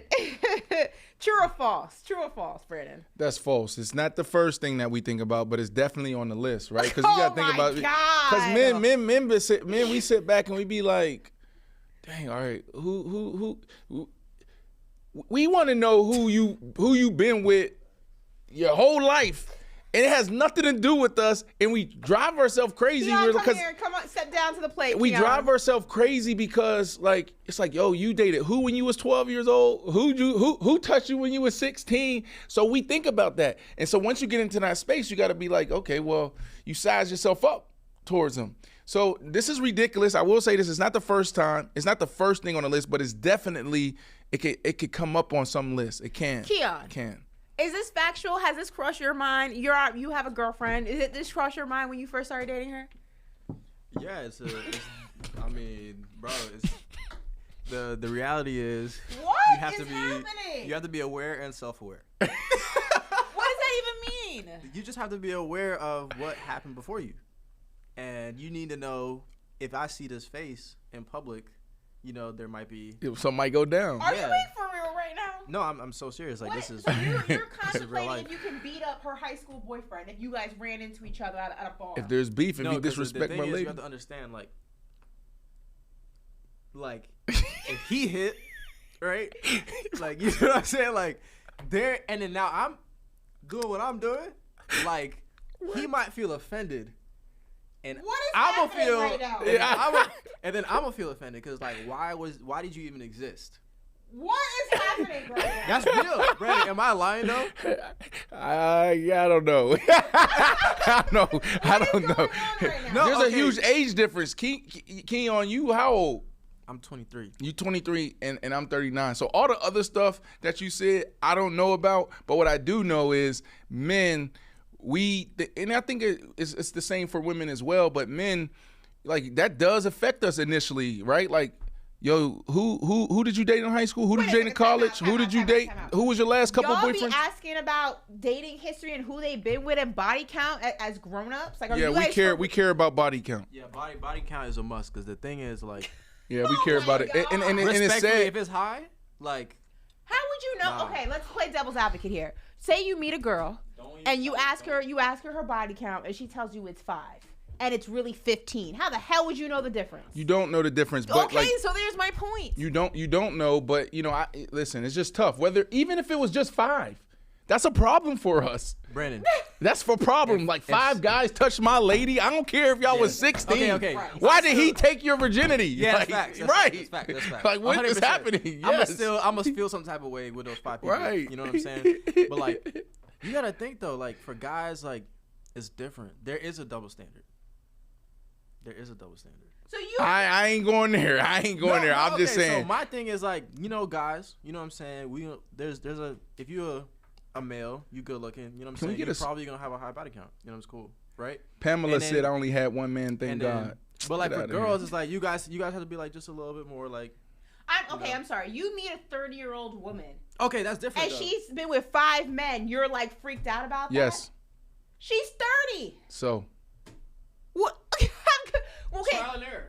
Okay. So what would be an ideal body count for you? 0? Jesus, 0. Brandon. 0. Oh my God. But I'm just telling you, I'm taking you to the psyche of a man because that's something that we have to get over. We obviously get over it, right? That's the reality. But you be like, damn, bruh. You know what I'm saying? But you got to swallow. Even if you don't know the men. Like it's not like they're famous guys. They're just regular Joe Schmoes. You still are like, damn. Man, like. Don't matter. Okay, but I gotta call y'all out on that because we had a conversation once at this very show where we were talking about, dating a homie's ex or dating an acquaintance's ex. Right. And Brandon, you said if it was an acquaintance and not a homie, she's not off limits. But now you know who she was with, so how come it doesn't bother you that way? I'm just telling you, you have to. That's part of the process before you really lock in with somebody, right? Like you want to know these things, and I don't know why we want to know these things. I'm not a therapist, okay?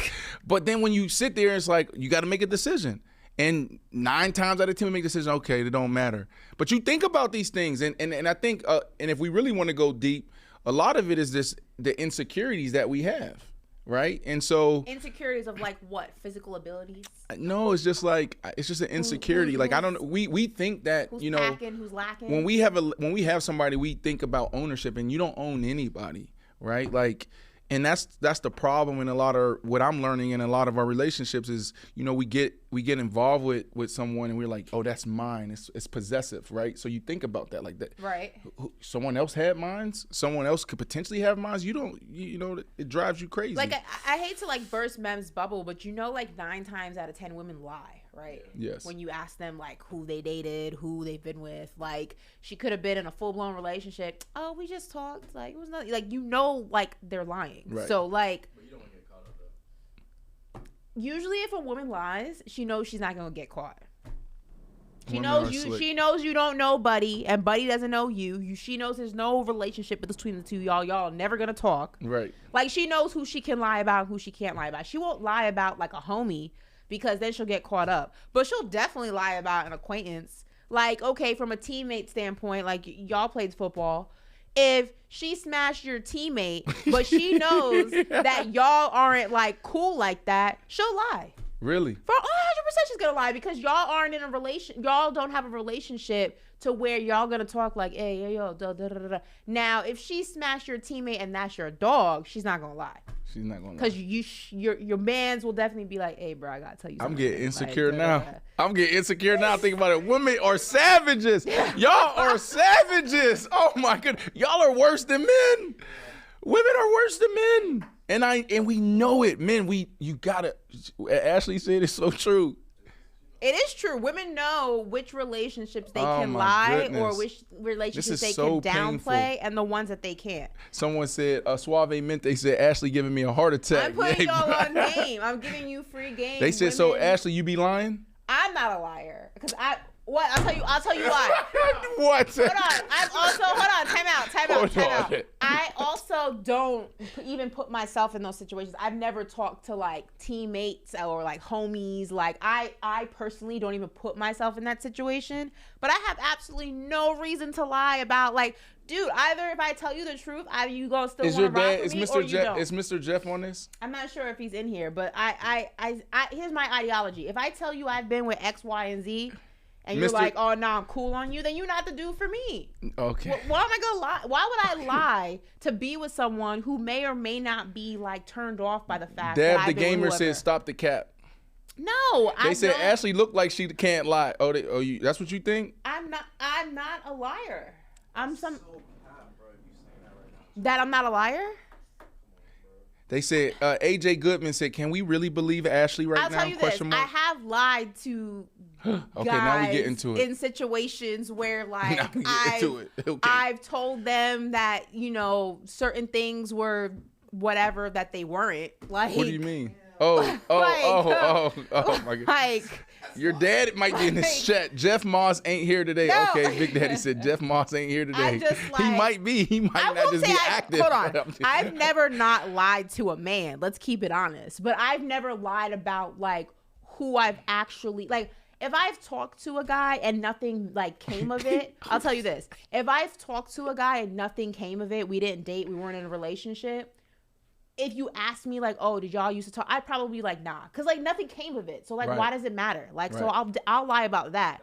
But if I'm in a full-blown relationship with someone, I'm not going to lie about that. Because, like, why would I? If that's going to piss you off, then I'm sorry. We got a super chat here. It's not a super question, just a super comment from Drew. Drew, we're going to say Drew from Detroit. Drew, where are you from? Drew from Detroit says in his super comment, Ashley lying about not being a liar. I'm a selective liar. She's a selective liar. No, I mean, okay. If you consider like talking to someone and it doesn't manifest anything, and somebody asks, "Oh, did you used to talk to so and so?" and I say, "Nah," if that's a lie, then yeah, I've lied. Because I just feel like if nothing happened, why do you need to know that information? Like, why does it matter? I've never had one of those. Oh my goodness. No, hand to God, I will put a hand on the Bible right now. I've never done that. But Do you believe in Jesus? I'm also very. Do you believe in Jesus? First, let's make that clear before we bring the Bible out. 100%. Also, I swear. No. Also, I'm super like, I don't know how to say. I'm very bougie with that. So like a one night stand would never happen for me. No, I believe in the 90-day rule, guys. Oh, you make guys wait 90 days? I'm a 90-day rule girl. Like, because I feel like in 3 months, I'm going to see exactly what type of time you on. That's what kind of girl I am. So just put that out there. If you try to date me and you think you're going, it's not going to happen. So yes. Talk to us about these 90 days. What does these 90 days? I'm a firm believer that, like, when you first start dating someone or talking to someone, getting to know someone, you get the best perfect version of them in like the first few months. Right. You get the like never makes a mistake, the super considerate, the good morning text, the good night text, how's your day text. Right. Like you get the best, you get their representative. You get the best version of them. Right. I think in about 90 days, the 3-month mark is when people, because you can't put on a facade that long. Like who you are will eventually show. Right. If it's not truly who you are, the cracks start to like whatever. Okay. I'm a firm believer that I don't even engage in that until I see who a person genuinely is. And if 90 days comes around and he starts showing his true colors and it doesn't align with what I want, a win is a win. Like, yeah, right, 3 months together, but you know what? You ain't on that body count. You know what I mean? A win is a win. So I personally don't, like, I've always, that's one of the things that like I've 100% stuck to. Right. because I just believe that, like, I need to really see who a person is. And I'm a firm believer that if a guy wants to be with me for the right reasons, that's not even going to matter. Right. And also, you said the chat going crazy. And also, Keon. let's be honest. In that 3 month span, I'm not an idiot. You out here doing whatever with other chicks. So like, you don't need it from me. Like, you know what I'm saying? I know you're not sitting there celibate waiting on me. So once y'all cross that 90-day mark, huge metric in your dating process. Mm-hmm. Now, are you going to them and saying, all right, well, now it's exclusive? No. So in 90 days, like, you figure out, like, I feel like you have a better insight of, like, what direction you're going. You may not automatically get into, like, okay, now we go together, but you know whether or not this is a friendship, whether or not there's nothing here, or whether or not we're going to continue building and dating and getting to know each other. And then, you know, you make the assessment based on how you feel about that person at that time. But 90 days for me is when you decide what direction it's going in. And I feel like that's when you can make a clear decision on who the guy that you've been dealing with is. You know what I mean? Last thing on this topic, because I know we got to end our radio portion and then we'll keep the video going, right? I can confidently say this. He's out here sleeping with other people. I know. I'm not dumb. Like, that you are lying about your dating process. I'm not. 100%. Right, Keon? We can agree? 100% not lying. 90 days? 100%. Especially 100%. I think that makes sense, like in high school, like, matter you know, because you thinking like I've gone past 90 days. If you really want to dive into that, 100%. I believe that. I believe that, but I don't believe that it's black and white 90 days. I can get any guy that I've ever dealt with on the phone right now, and he will unfortunately tell you 90 days. And that's just call him. That's we're on the radio. Call him. Call him. Call him. That's just unfortunately the truth. I mean, I'm not gonna put nobody on blast. All right, can I ask a question really quickly? Because I got a daughter, right? She's 8 years old, baby, my little baby Ziggy. So obviously when she gets older, she's gonna start dating and she's gonna have relations and all of that, right? Mm-hmm. So like, can you talk to me about you and your dad's process? Like, because Mr. Jeff be in the chat. I'll tell you this. So hearing this stuff, like prep me for my relationship with my daughter when she starts dating, and then all the other stuff starts coming in. I'll tell you this. One of my biggest, it's not a regret because I feel like you have to learn in the dating process, but my dad has never been wrong about a guy. So my dad, like, will tell me flat out, I'll never forget my first boyfriend in high school. He met my dad, and my dad's polite, you know, he's not gonna whatever. He leaves, and my dad says, I don't like his face. I don't trust him. He's not a good guy. And of course, I'm like 16. I'm like, no, I love him. You don't understand him like I do. He was not a good guy. And it's happened every single guy since. My dad doesn't even have to be in a guy's presence. He can just see a photo of him and be like, I don't like his face. Like, Like, and every single time, he's been right. And one of my biggest, like, regrets is that I didn't always listen, and I learned the hard way. And, like, in hindsight, like, they weren't good guys. So I will say this. I give men credit because men know other men. Men can just be in a room with another guy, and be like, he's not. Something off about him. Like, you know why? Like, men know other men. You know why? Because you know why men know other men? Because men be dirtbags and be like, yeah, that's a dirtbag tendency. That's a dirtbag way he doing this. Listen, men, girls, listen to your fathers. They know men, or your brothers, or your uncles. Men know other men. Breaking news here. I know of one guy that Mr. Jeff approved of, and that guy's name is, you ready? You know I know one. Who? We're not gonna say that name on Breaking air. news! No, we're not. Here we go on paper route. We don't have to the break. one man that Ashley's dad approved of. We don't have to break here. We don't have his to name break. is. I don't know his name. We don't have to break. We don't have to break. We actually can continue the show until Marvin Mims comes and joins us. So that's good. So we're going to go ahead and right now dive Somebody into... said Corey. RSF Morrow said Corey. What? No, I don't know. Definitely, it wasn't Corey. Listen, we are going to go ahead and dive into our Yo Rookie segment. It is time for Yo Rookie, presented by... He's here? We're gonna dive in. We got a lot to break down before we bring on our special guest. Okay. All right, listen. It is time for Yo Rookie, presented by Pepsi Zero Sugar, NFL Rookie of the Week. Now listen, Puka Nacua won. There we go. Run that graphic. Here we are. Yo The belt. Rookie. Yo Rookie. You know why I love that name? Because it's like, yo Rookie. You know what I'm saying? It's like Yo Rookie. Yo Rookie. You know, they still trying to find their way, right? That humility, that softness of like, oh, I made it to the league. Like, that's still there. Mm-hmm. Sometimes it take 2 years for that to go away. Sometimes it's just 3 weeks. I done seen rookies come in, get a little bit of the sauce, and boom, run with it. So that's what, Yo Rookie. Well, listen, do we want to break some news before we dive into the segment? The Jet stuff? I mean, it ain't no breaking news. They signed Trevor Siemian. All right, so we're going to stick with our Yo Rookie segment. Listen, so last week, Puka Nacua won Rookie of the Week for Week 2. The Los Angeles Rams wide receiver caught 15 passes for 147 yards in Week 2. There he is with the belt. That's awesome. Week 1, the first one was our kick returner X for the Jets. Walk-off punt return for that win.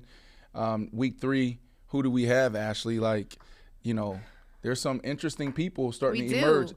Interesting, but not your guy. You picked the wide receiver for the Chargers. Yeah, not another week that he's not in the mix. But Can we go ahead and throw up the graphic of our Week 3 nominees? All right, Brandon, run through them. Who do we got here? Okay. Here we go. The Rookie of the Week. Pepsi Zero Sugar NFL Rookie of the Week nominees. What does that mean? That it's on you guys to go out there and vote for your guy. If you are a CJ Stroud fan, if you live in Houston and you still believe in the Texans, go vote for your guy. Listen, passed for 280 yards with 2 touchdowns for a 118.8 passer rating in the Texans' Week 3 win. Okay, let's go to the next one. And this is important, right? Because, and this is why I love this, is because we're getting to know our players. Ashley, can you help me pronounce his name? He probably will win Rookie for 218 yards rushing. I want to say it's Davante Adams. I know, and we're not being disrespectful, but this is what I love, is like we're getting to know like the next stars, the next faces of the NFL. He went crazy in that 70 to 20 blowout? He did. Davante Adams recorded 233 scrimmage yards, 203 rushing, 30 receiving, and scored 4 touchdowns, 2 rushing, 2 receiving in the Dolphins' dynamic Week 3 win. Tank Dell. Heard a lot about this young man. You look at his workout videos. You look at his college tape. You look at what he's been able to do in camp, and also through the first few weeks, you see flashes. You see the flashes of superstar. He will be a superstar in the NFL. But whenever, and I hated this, whenever I was up for something but my quarterback was in the same category, they always give it to the quarterback, right? So you had C.J. Stroud ball out 2 weeks in a row, and now Tank Dell for the first time makes it on our board. And so I love what he's doing right now, but it's going to take the fans to vote him over C.J. Stroud. Well, he caught 5 passes for 140 yards and 1 touchdown in the Texans' Week 3 wins. And going back, apparently his name is a chain. A chain. There we go. So Devon Achane, number 28 running back for the Miami Dolphins. So Devon Achane. Let's not forget that. Hey, listen, Devon Achane, you keep doing what you did. We ain't going to forget that. Was it 218 yards? Was it 218? 233 scrimmage yards, 203 rushing, 30 receiving. Oh, my goodness. Achane. He might be getting a chain. Might be getting a belt next week. A chain might be getting. A belt this is an interesting one. The tight end for the Detroit Lions, Sam Laporta. He had a big game. He did some special things, and this is scary because, they're just loaded with talent. Loaded with talent. All right, he caught 8 passes for 84 yards and 1 touchdown in the Lions' Week 3 win. And Marvin Mims Jr. will be joining us here shortly. Marvin Mims last week, took it back to the house. I say that because it's hard to do in today's game. The Devin Hesters of the world, it's over, right? The rule changes and everything they're doing in the kicking game, it's hard. So to see a few guys do it, week 1, week 2, week 3, that says a lot about how special these gentlemen are. Listen, caught 3 passes for 73 yards and a 99-yard kickoff return for a touchdown in week 3. Look, they changed all the rules, and he still found a way. He still found a way. Brian Branch, interesting, right? I love that we're adding some defensive guys. I love that we threw the tight end up here. I would love to see, us, highlight a few offensive linemen, defensive linemen. They're more than capable of being on this list. We know that it's driven by the skill positions, but come on, nothing goes without the big men. But Brian Branch, he's representing the defensive side today. Recorded 11 tackles, 3 tackles for a loss, and 2 passes defended in the Lions' Week 3 win. Right. You see our boy last night play? Puka? Yeah, Puka. Puka looked good. Yeah, Puka was emotional. I didn't know, I didn't know he lost his father. Yes. So his story continues to, come to life, and it's powerful than, I thought it was. He's a special guy. Yeah, it's going to be really cool to see him and hopefully Cooper Rush on the field at some point together. Who do you like this week, Ashley? I'm leaning towards no Zay Flowers, no Bijan Robinson. I'm leaning towards the QB. CJ? Yeah, I'm leaning towards CJ. Who are you leaning towards? Devon Achane? Yes, that's who you're leaning. They did have a 70-point. Listen. It was history. You got to give them the record. Kick a field goal, they had the record. I'm still giving them the record. 70 piece, and you had 218 yards. This is true. In 4-minute mode. So they knew they were going to run the ball. And for him to come in and do what he did, we've seen, what's C.J. Stroud's numbers? 280 yards for 2 touchdowns and a 118 passer rating. Phenomenal. But have we seen that before? Did Joe Burrow do that? Did Josh Allen do that? You know what I'm saying? We've seen that. It is a Texans. How many times do we see a rookie running back go? We've seen it before, but it's not as often. How many times have we seen a running back do this type of damage? And that's why I always say when a running back eclipses the 2,000-yard mark, automatic MVP for me. There's only been 6 guys to do it. To me, that's the hardest feat in football, is to go over 2,000 yards rushing. We're not talking about all-purpose yards, rushing. So, I think the running back, we need to give him some love. Don't you think the running back market needs a little bit of sprinkle of a little love? A little bit of sprinkle of love and affection. A little bit of TLC, yeah. I would love to see the fans stand up for the running backs. I feel like we've been letting the running backs down. What did we do when they were going to war this offseason, when Saquon Barkley wanted his contract? Okay, when our guys were standing up saying, we want a home, they thought Ezekiel Elliott was done, but no. Ezekiel Elliott averaged 5 yards a carry. Let's give the running back some love. Well, listen, while we wait for Marvin Mims Jr. to join us, we want to remind you to make sure to vote for your pick for the Pepsi Zero Sugar NFL Rookie of the Week at NFL.com/voting/rookies. Again, the website is right there. It's NFL.com/voting/rookies. So while we're waiting for a guy to come on, all right, do you still feel comfortable with? I'll give you an out right now. Do you want to change your too early prediction on who's going to win Rookie of the Year? Probably. You're an overreactor. It's Stanley. I don't trust him. I got to do some research. Give me till tomorrow. I'll consider it. Maybe we can just redo. Eminem. Eminem. Our picks. Yo, rookie, Eminem. What's up, baby? You in the building. You know what I'm saying? Look, I ain't going to dive into the 70 piece. We ain't going to talk about that, okay? Not yet. But we definitely want to highlight you, man. Welcome to the show, bro. I was just telling Ashley and then everybody, and obviously everybody knows the game it's so much harder for returners to get in the end zone, right? The rules have changed. So, first you want to say we salute you, we see you, and thank you for joining the show. Yeah, I appreciate it. Thank you guys for having me. Of course. How you feeling? Feeling good. Just a lot of stuff to work on, of course, with the team and stuff. But other than that, I feel like we're, just trying to get in the right direction. Just the leader stepping up and all that stuff. They're talking, this past 2 days, yesterday watching film and stuff, and the day being off day, but also going up there and watching a little bit more film. I mean, we're learning, but we're going to keep going. Love that. Ashley, before we jump in, the question I have for you, can you just break it down for everyone watching how tough it is for returners to actually get in the end zone now, some of the rule changes, and then also walk us through, that 99-yard return and what you saw. Did you feel good about it? When did you see it, right? Did the game slow down? Yeah, I mean, it's with the NFL changing their rule this year, it's a lot like the college game. So for me personally, it's been kind of cool, not having a lot to adjust to. But, if they kick a touchback, if you fair catch the ball within the 25-yard line, you get the ball there. So a lot of teams are kicking touchbacks. They're trying to kick the ball high to get you the fair catch and not bring it out. So basically, we got a shorter kick, caught it right on the one. Basically hit the return and just saw the defense overplayed on the backside, so then cut it back, and I had nothing but green grass and just kind of went with my speed.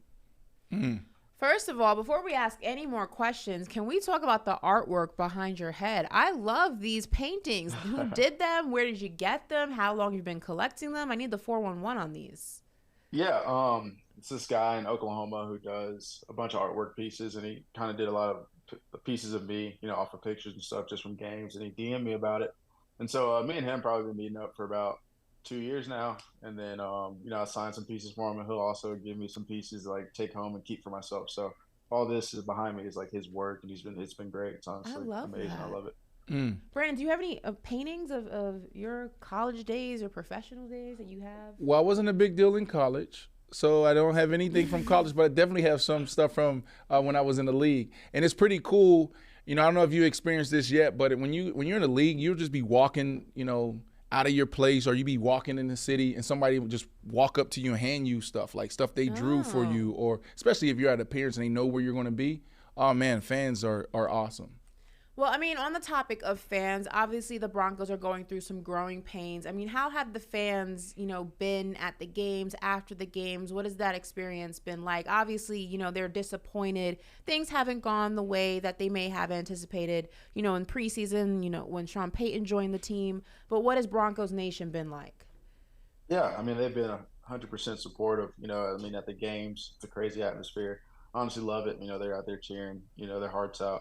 And then you get a little social media too. You'll get a little bit of both ends, we got to win, all that stuff. But, I kind of feel for the fans, but at the same time, we got the job to do. We got to be better. We know that. So we're just going to go out there, keep playing our hardest, these upcoming weeks.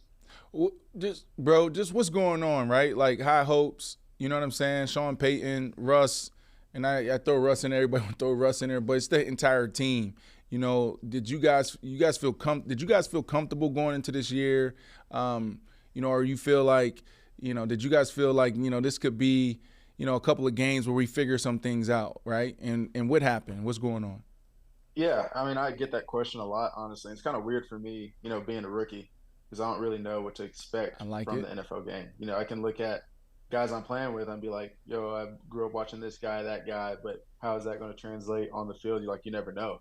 So, going into the season, I was expecting high things. I was really looking forward to it, and then we come out and lose, the first 2 games, and then lose this past weekend.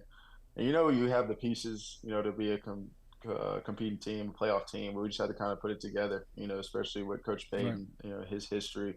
And right now, I mean, his big coaching thing was just in the first 4 weeks, we're going to figure out what kind of team we have and how fast can we improve in these 4 weeks. So that's what we're still trying to do. I like that, bro. When I was watching the game, really focused on the Dolphin-Bronco game, obviously there's so many superstars, so many storylines. And, also played for both teams. And as I'm watching this game, I put out a tweet. I'm like, yo, if I'm the Broncos, I feel really good about my offense right now. The first 2 quarters, like you guys were moving the ball extremely well. Y'all got down to the red zone. There was a few penalties, right? Like, you know, if y'all didn't have those penalties, if y'all didn't have those mishaps, it could have easily been tied up or you guys could have went into half winning. Did you guys feel really good about the game plan? Did you guys feel really good coming out that first half offensively? Yeah, offensively we felt great, going into the game, especially with our game plan. And even, that first half, we felt like we were stopping ourselves, if anything, just like you said. I mean, we're getting to the red zone. Got a couple penalties, so we didn't get the touchdowns that we wanted to. As that game widens out, those 4 points, that difference between a touchdown and a field goal, I mean, it definitely plays out. But offensively, I think we've been playing real good. I think we also expect a lot more out of ourselves. And just like I said, I mean, we're just going to try to keep improving, try to really, get in the red zone, score touchdowns instead of giving up more field goals. I think everyone's going to focus, obviously, on the score of the game, the final score of the game, and the deficit between the 2 scores. But I think that on a more positive side of this, this is going to be an ultimate test for this Broncos team and how you can bounce back from something just historic and just monumental like this. So why are you confident in this Broncos team, in the Broncos leadership, not only in the coaching staff, but in the quarterback that you guys have in Russell Wilson, that this will just be in the back burner come December, come November? Why is this team equipped to bounce back from this? Yeah, for sure. I mean, just being around the guys, since OTAs, I mean, we have a lot of people that talk and they'll actually do. I mean, we have a lot of doers on our team. So I know that, with this, people got to put more time into certain aspects of their preparation. They will, like knowing our team, and especially the coaching staff. I mean, the coaching staff is more on end about it than anybody else. And, we're ready to get back after it, get going. I mean, we have an experienced team, experienced room. And so we're just ready to get back out there and just, show the world what we can do. So, bro, we branded and named this segment "Yo Rookie" because, it's like you're just now being introduced to this whole world of the NFL life, and then you have guys like myself and other contributors who's on the other side of it, right? And I loved how you answered the question when we were like, "Well, what's going on?" He's like, "Well, I don't know. I never experienced, an NFL game." And that is the best answer, right? I know Coach Payton and I know, some of the other guys there. Patrick is like, good job, good answer there. Talk to me about, your maturity, because I can feel it, I can see it, right? Like, where does that maturity come from? You seem advanced for a rookie. Yeah, basically just comes from my parents and my upbringing. I mean, especially this, to me, it kind of feels like being a freshman in college all over again. Just take the opportunity you get and make the most out of them. I mean, this year I knew I was going to be able to be a return man. Offensively, wasn't sure how many snaps I was going to get, what time of routes they were going to draw up for me, but just trying to make the most out of it. Whatever opportunity I get. I also got drafted to a team with, a good wide receiver room. Unfortunately, we had some injuries in the wide receiver room, but at the end of the day, we got to go out there and play ball. I had Coach Payton. That was my last cup of tea down there in New Orleans, bro, and he's a character. Did you have a rookie moment with Coach Payton? Did he, because he's funny, but the way his approach is, can push people away if you don't understand him. What was your rookie moment with Coach Payton? It took me like a while to get used to like his coaching, just because he'll come up and like talk to you and all that stuff, and sometimes he'll say stuff in front of everybody.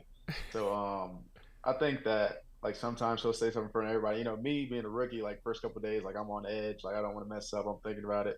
And like he's just like, for me, he calls me Mimsy. And that's like the first thing I had to get used to, because I never really had anyone just call me Mimsy. So like that's pretty cool. But like other than that, I mean, he's really like chill coach. He can be on edge though, especially on game days. I'm sure you know it, but oh my goodness, he's an old other guy. But I really like Coach Payton. His coaching style, how he is with his players, and his relationship with the players. Right. What's been the easiest adjustment for you as a rookie and playing in the NFL, and what's been the toughest adjustment for you? I think it's kind of a mix. Like the easiest and toughest adjustment to me has been just like the free time of it. Like, because in college, like you kind of go to lift in the morning and you go to class and you come back and practice and you're up there until like at least 9 o'clock. And now, I mean, other than training camp, you're literally maybe up there from 7 to about 5 on a long day. So just like that off time, what to do with it, what are you going to do? And then also it's like you're not living with like your best friends as your roommates like you were in college. So you're not really like kicking it with your boys 24/7. Like these guys have like families, 3 kids, 4 kids, like wives, all that stuff at home. So that's probably like the weirdest thing for me. Well, you talked about living. I lived off of C470 in Quebec. Where do you live? I stay. I was drafted to the Denver Broncos. I don't know if you know this. In 2006, I spent a few years there, and it took me some time to adjust. But it's one of my favorite cities now, so I know it well. I always come back. Where do you live? Yeah, I stay off of 470 and basically like Chambers, so it's probably like 5 minutes away from this facility. But I like it a lot out here. You know, it's a lot different. I mean, I grew up in Texas, moved to Oklahoma, so like being able to see mountains, weather's always nice. It's a real nice place out here. You don't seem like a guy that's out in the streets, you know. You know what I'm saying? But if you are, what's the spot now? You know what I'm saying? Back in the day, it was 24K was the spot. Oh my Shotgun Willie's was the spot. You know what I'm saying? What's the spot? No, it was what? Shotgun Willie. That's where John Morant went. Okay, keep going. Keep going. Yeah, but I mean, like a couple times whenever we were like all the rookies were in the hotel, I mean, we just went downtown and like try to get into something, find something. I mean, Earl still popping? Dudes, a little bit. Yeah, we've been down there one time. Went to like a Rockies game. You know how they had like the view house, all that stuff right there on that corner. So we went down there and kind of chilled out. But I mean, rest is just trying to find anything to do. We always talk about when we speak about Denver, we acknowledge the altitude. And when we had Shedeur Sanders here, he even said, in a funny way, that the biggest adjustment for him coming from Jackson State going to Colorado wasn't going to be, the eyes, the microscope, the new system. It was going to be the altitude. I mean, how did you adjust to it? How long did it take you to adjust to the altitude in Denver? Yeah, it took me about like a week to adjust to it, honestly. And it was tough because like we got a rookie mini camp and like we're going right into rookie camp and you're running like like 6 receivers. We're doing full on routes on the air, all that stuff, and like dudes are dead probably like 15 minutes into practice. You got like an hour and a half left, so it was rough. But another thing is like during OTAs we get like Friday through Sunday off. Basically, and then you come back Monday, and every week on Monday you're gonna be dead that first 10-15 minutes of practice. That's probably the biggest thing as far as like altitude goes. Like you never really get used to it until like you really like you feel it every time. But especially like when you take your break, you go to like Florida, Texas, all that stuff, and come back, that's when you definitely feel it. Yeah, but once you're in season, bro, and I've been talking about mid-season form all day today on our show. But bro, like when you guys travel and you'll feel you might have already felt it.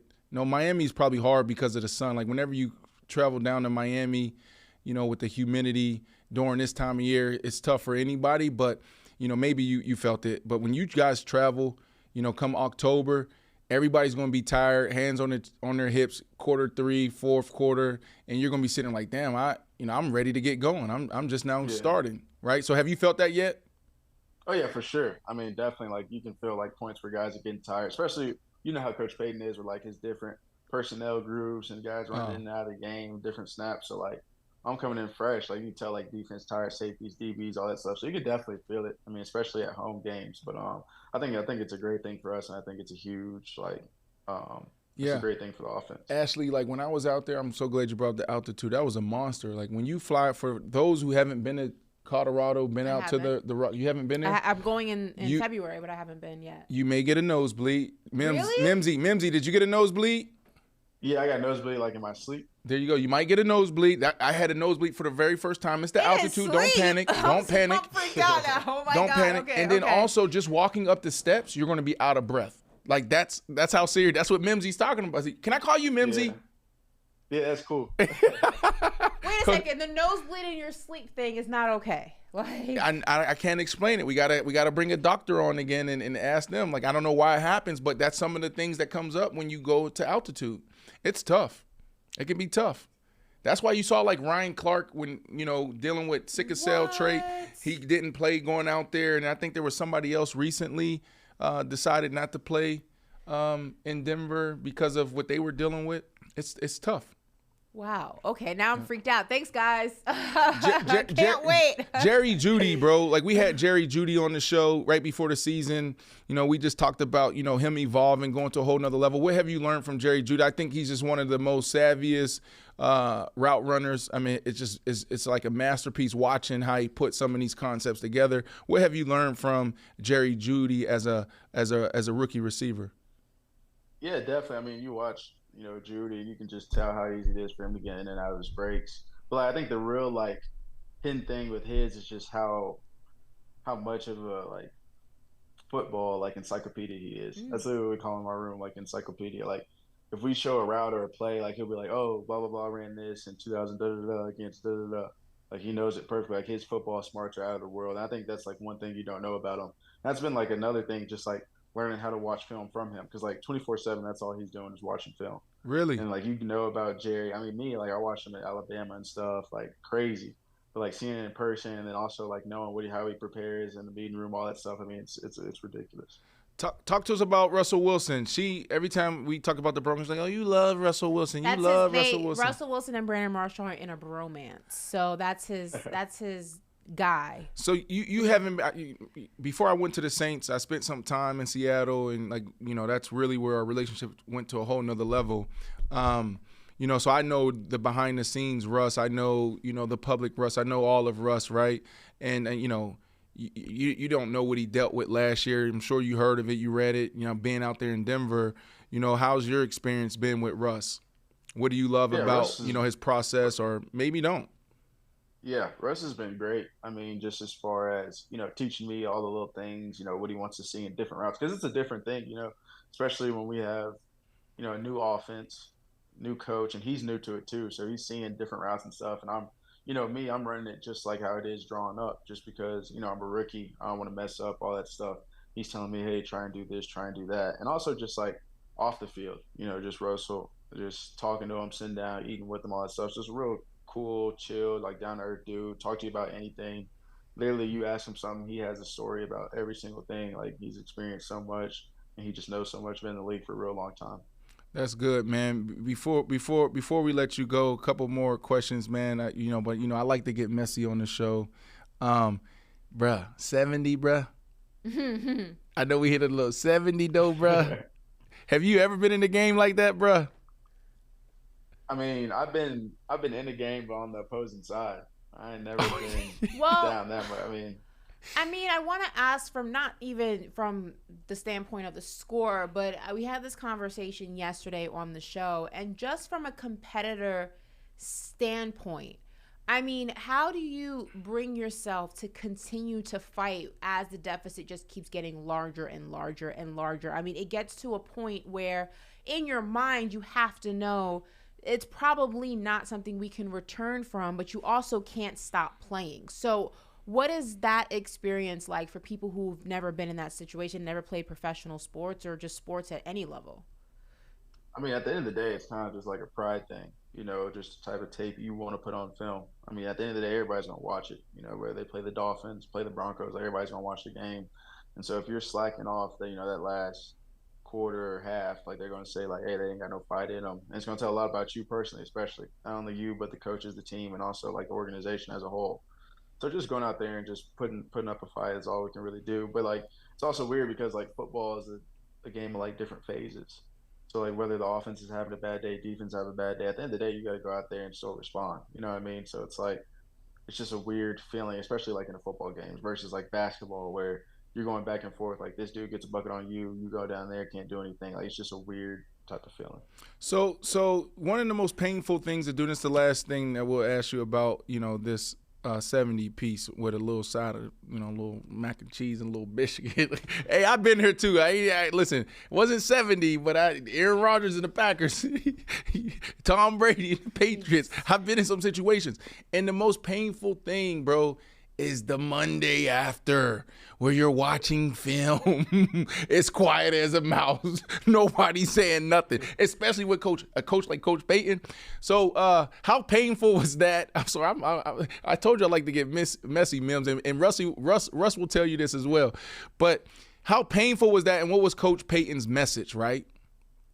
Yeah, it was tough. I mean, he kind of even hit on it like post game, you know, and then we had almost like a 4-hour flight back to Denver after the game. So it was just sitting on us for a minute. And then we had to go in Monday and watch it. He even said like in the team meeting, like, you know, he said like we got to watch it. You know, nobody in there wanted to watch the film, but at the end of the day, you got to watch it. You know, and different people are getting different coaching points and all that stuff, and it's like hard, like knowing a play you messed up on, and then having to watch it, and then somebody else messing up, and you having to sit there and watch it. Like it's just stuff you don't want to see again. Okay. At the end of the day, you know, you still got to do it, still got to learn from it, because at the end of the day, it still happened.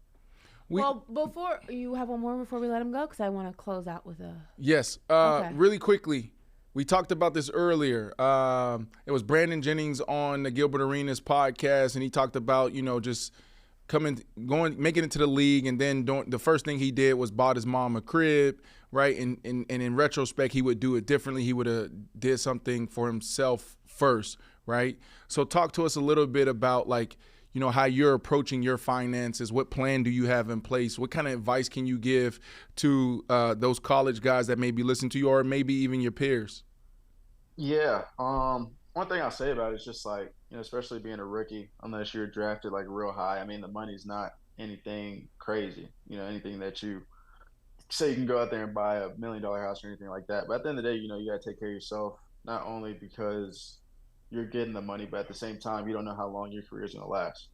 You know, especially the game of football is such a physical game. You know, your career can end like the next day, you know, if not that next year before you even get to the next contract. So just kind of keeping up with the finances, not spending too much, not doing the most, just because, like, especially our player personnel guy, he tells us all the time, like, the vets, you know, they got it. You know, they have on contract 2, 3, 4, and like rookies, like, don't try and, like, you know, keep up with them or try and get what they have. Like, just live within yourself and stay within yourself.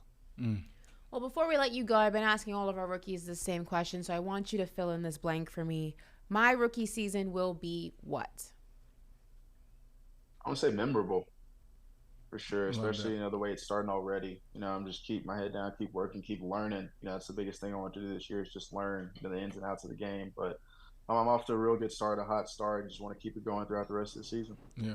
Well, so we appreciate you so much for joining us, Mimsy, as Sean Payton likes to call you. And we are hoping that things turn around for you in the Denver Broncos very, very quickly. Thank you so much for joining us. Thank you guys for having me. Yes, sir. I appreciate you, bro. Thank you so much. Yes, sir. Appreciate you. All right, bro. Long season. Listen, just want to remind you guys, if you want to vote for Marvin Mims Jr. or any of the other Week 3 nominees, head over to NFL.com/voting/rookies for your vote for the Pepsi Zero Sugar NFL Rookie of the Week. And that does it for Paper Out. We did it.